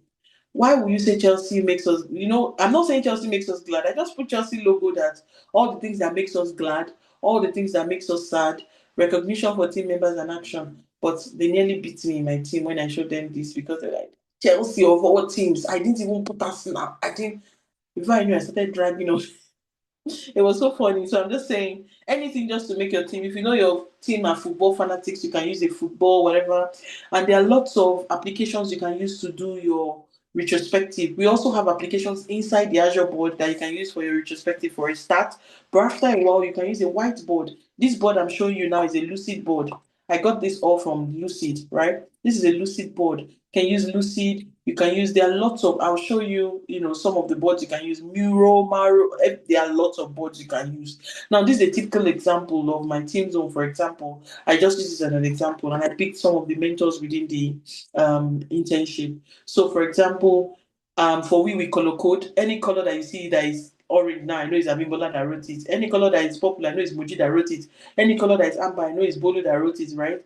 Any color that is green, I know it's my own that wrote it. So for Sunshine, for example, okay, let's have a section of agile ways of working. It's an agile is a bright idea. Maybe I see the team is slacking a bit on some agile ways of working, so we can have an idea. Rising Star team collaboration. There was communication within the team. What are the tones? Late information. Maybe the PO did not quickly cascade something to us, or the chapter leads, the team leads, they did not cascade things to us on time. That's a turn, right? It's a thunderstorm. So we're not handling impediment as it should be. That's a thunderstorm. Any questions? When are we having BRP? Some people might not know when we are having maybe the next review or something. How do you plan for our training? What is our next outing date? Because in our team, during this retrospective, it's not every time we do it in the office that we'll sit down do it. Sometimes we go on outings, so we can be asking then what are the things that are pulling us down? Waiting syndrome. Some people will have issue and they will not talk on time, so this is waiting syndrome. Then, for example, see Moji, thank you for teaching us how to use Azure, and thank you Abby for being awesome. Anything. So at this point, when you say thank you, so this is how I do for my team now at work, for example. Thank you for teaching us Azure. Hey, take a bow for Moji, we'll clap. Anything just to have fun. Now I know definitely we're going to exceed time. So, but please pardon my French. It is very important for us to run through this. So we'll go as fast as we can. I'll wrap up very shortly, please. Thank you. So, like I said, tools for retrospective. Please, it's very important for you to stay to the end so that you can catch on as much as you can. These are first session, but you need to know this to be able to apply to every other thing you'll be doing. Okay, so like I said, there's lots mural. You can use Azure, you can use Mentimeter. There are lots of whiteboards you can use to do all those retrospective. Now, refinement. Remember, I told you already about refinement. Just the product backlog, how you further decompose it to make it ready for the next sprint. That's what refinement is. How you just break it down, make sure it's okay. So the process continues until the team finds a good collection of user stories for them to be able to work on during the course of the sprint. Now, refinement usually happens just once before the sprint starts, right? But even if you want to have it twice, there's no harm. But usually once is just okay to break it down. Then you plan better during the sprint planning and have it done. Remember, the PO prioritizes the story. That's that number 1, 2, 3. They prioritized it. Team estimates. The team will estimate that they'll tell us the effort it will take them to do something. The severity is how important the thing is. Clear acceptance criteria. So acceptance criteria is also when all the things that must be fulfilled before we say the user story is done. That's acceptance criteria. You learn this better when the BA is coming. I won't take us too much on this. Definition of ready is just all the boundaries that you need to make sure that the work is ready to be done. You must have all the information to carry out that thing. You must have all the information to carry out the task you want to do. So that's definition of ready. Definition of done is all the boundaries that must be met for an increment to happen. So my definition of done might be different from your own. So a team has to sit down and do their ways of working. That's their team charter. We'll also teach you team charter, right? For them to be able to make sure the work is done. Okay. So importance of refinement, keep backlog up to date, ensure the PBIs are ready for the next sprint, and eliminate chaos, because if you don't plan well, you've not refined your story. If you come to sprint planning, you might not be able to progress with any work because you're not yet sure of what you need to do. Keeps the team updated and all that. Now, I'm almost sure that Uzo would have showed you guys invest criteria. All your stories must be independent, negotiable, valuable, estimable, small, and testable. The BAs will take you through this because of time. Remember, we have done this, but I just like showing it at the end too, so that you know. Executive, tell PO, BA, they elicit requirements, come and write all the things they think we want to do. The team will discuss during the refinement, and then during sprint planning, they decide on the work they want to do, take it into sprint, do it every 2 weeks. Then every day of the sprint, you do a daily stand-up to make sure that you are checking in on your team and everybody's accountable and not digressing from this work that they need to do. And then at the end, there's a finished work. That finished work will be taken to the sprint review for the stakeholders to give us constructive feedback. We'll go back and adapt to that feedback, and then retrospective we'll talk about all what has gone well and has not gone well within the course of the sprint. That's the whole Scrum. I've tried to break it down as much as I can. So now my last question, I need 1 or 2 people to respond to this. What is the most important Scrum ceremony with all what you have heard? Remember all the Scrum ceremonies. Which one do you think is the most important? Can somebody unmute and tell us quickly? Thank you. I AB, think I it's the see you. sprint planning. Time is up. Okay. I can see what you Yeah, said. this is mobile. Okay, so who is speaking? Yeah, the mobile speaking. Hi, So I think the most important, yeah, hi, allow me. I think the most important is the sprint planning, because if you don't plan, there's nothing you're going to be doing. Perfect. I like that. So remember, when you get to an interview, make sure you give a reason. You don't just say the word, you give a reason, which you have done. But with time, I know you'll be able to elaborate on your reason. That's a perfect answer. Okay. I want to hear another opinion. Any other person, do you want to tell us the most important Scrum ceremony? Somebody else, please. Thank you. Thank you, Emobo. Come on, guys. I expect people to be unmuting. I've been talking since morning now. Come on, come on, come on. Is anybody shy? Should I call names? Louis, do you want to tell us? Yeah, for me, I pick from the 5 Scrum values. Respect. You have to respect each other, Okay, because if you don't, it leads to one not being committed. Then when you're not committed, you cannot focus, and when you're not focused, then there's no courage and openness. Thank you.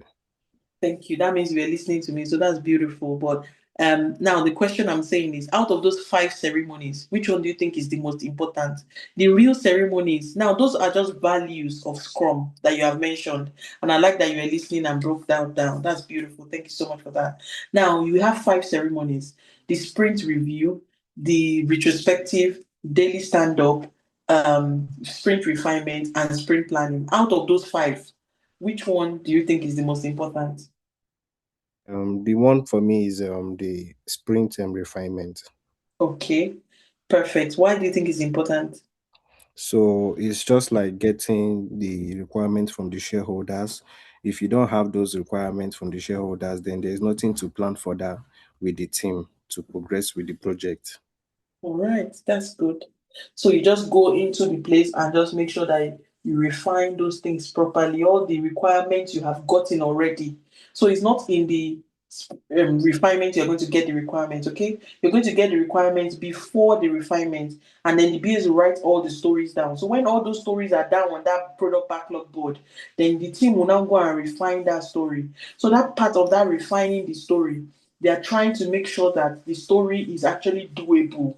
The story is small enough to be able to be finished. If it's too big, they break the story down into smaller pieces. They make sure that they understand the severity of the story, that they can estimate that story, that they can prioritize the story, make sure that everything is working together fine before they now start sprint. So that's a fantastic one too, by saying sprint refinement. That's good, very good. All right. So I just because of time, I would have preferred to take more people to hear their opinion too. Thank you Okay, for so the for me, Okay, go ahead, Abby. yeah, for me, the most important is the sprint planning. Okay, why? Yeah, because just like you said, if you don't plan, you already plan to fail. So this is where you're gonna find out from all the stakeholders what exactly they need, and then you find out if you have enough technical know-how, enough um maybe funds or whatever That it is is a that big is okay, required. okay. Yeah. That's beautiful. Thank you so much. All of you have given over fantastic answers, honestly. So, but if I'm going to answer, for example, you know when there's a table that has 4 legs, usually a table has 4 legs, 1, 2, 3, 4, right? Mm. If you let's assume the whole Scrum ceremonies is the whole table. If you remove one leg, would the table still stand? No, Think about it. Think about it before you say no. Think about it. If you remove one leg, will the table stand? it depends the leg you remove though. Any of the 4 legs, if you remove one, most likely the table will stand. But where the Mm. problem is if you go and lean on the table, Balance. the moment you lean on the table will fall along with you. Mm. Especially when you lean on the Yeah, part that we have removed the leg, right? The table will fall. So you see, all the Scrum ceremonies, the 5 they of are them, all important. Yeah. they are all important. However, if you put a gun to my head, I will probably pick the stand up.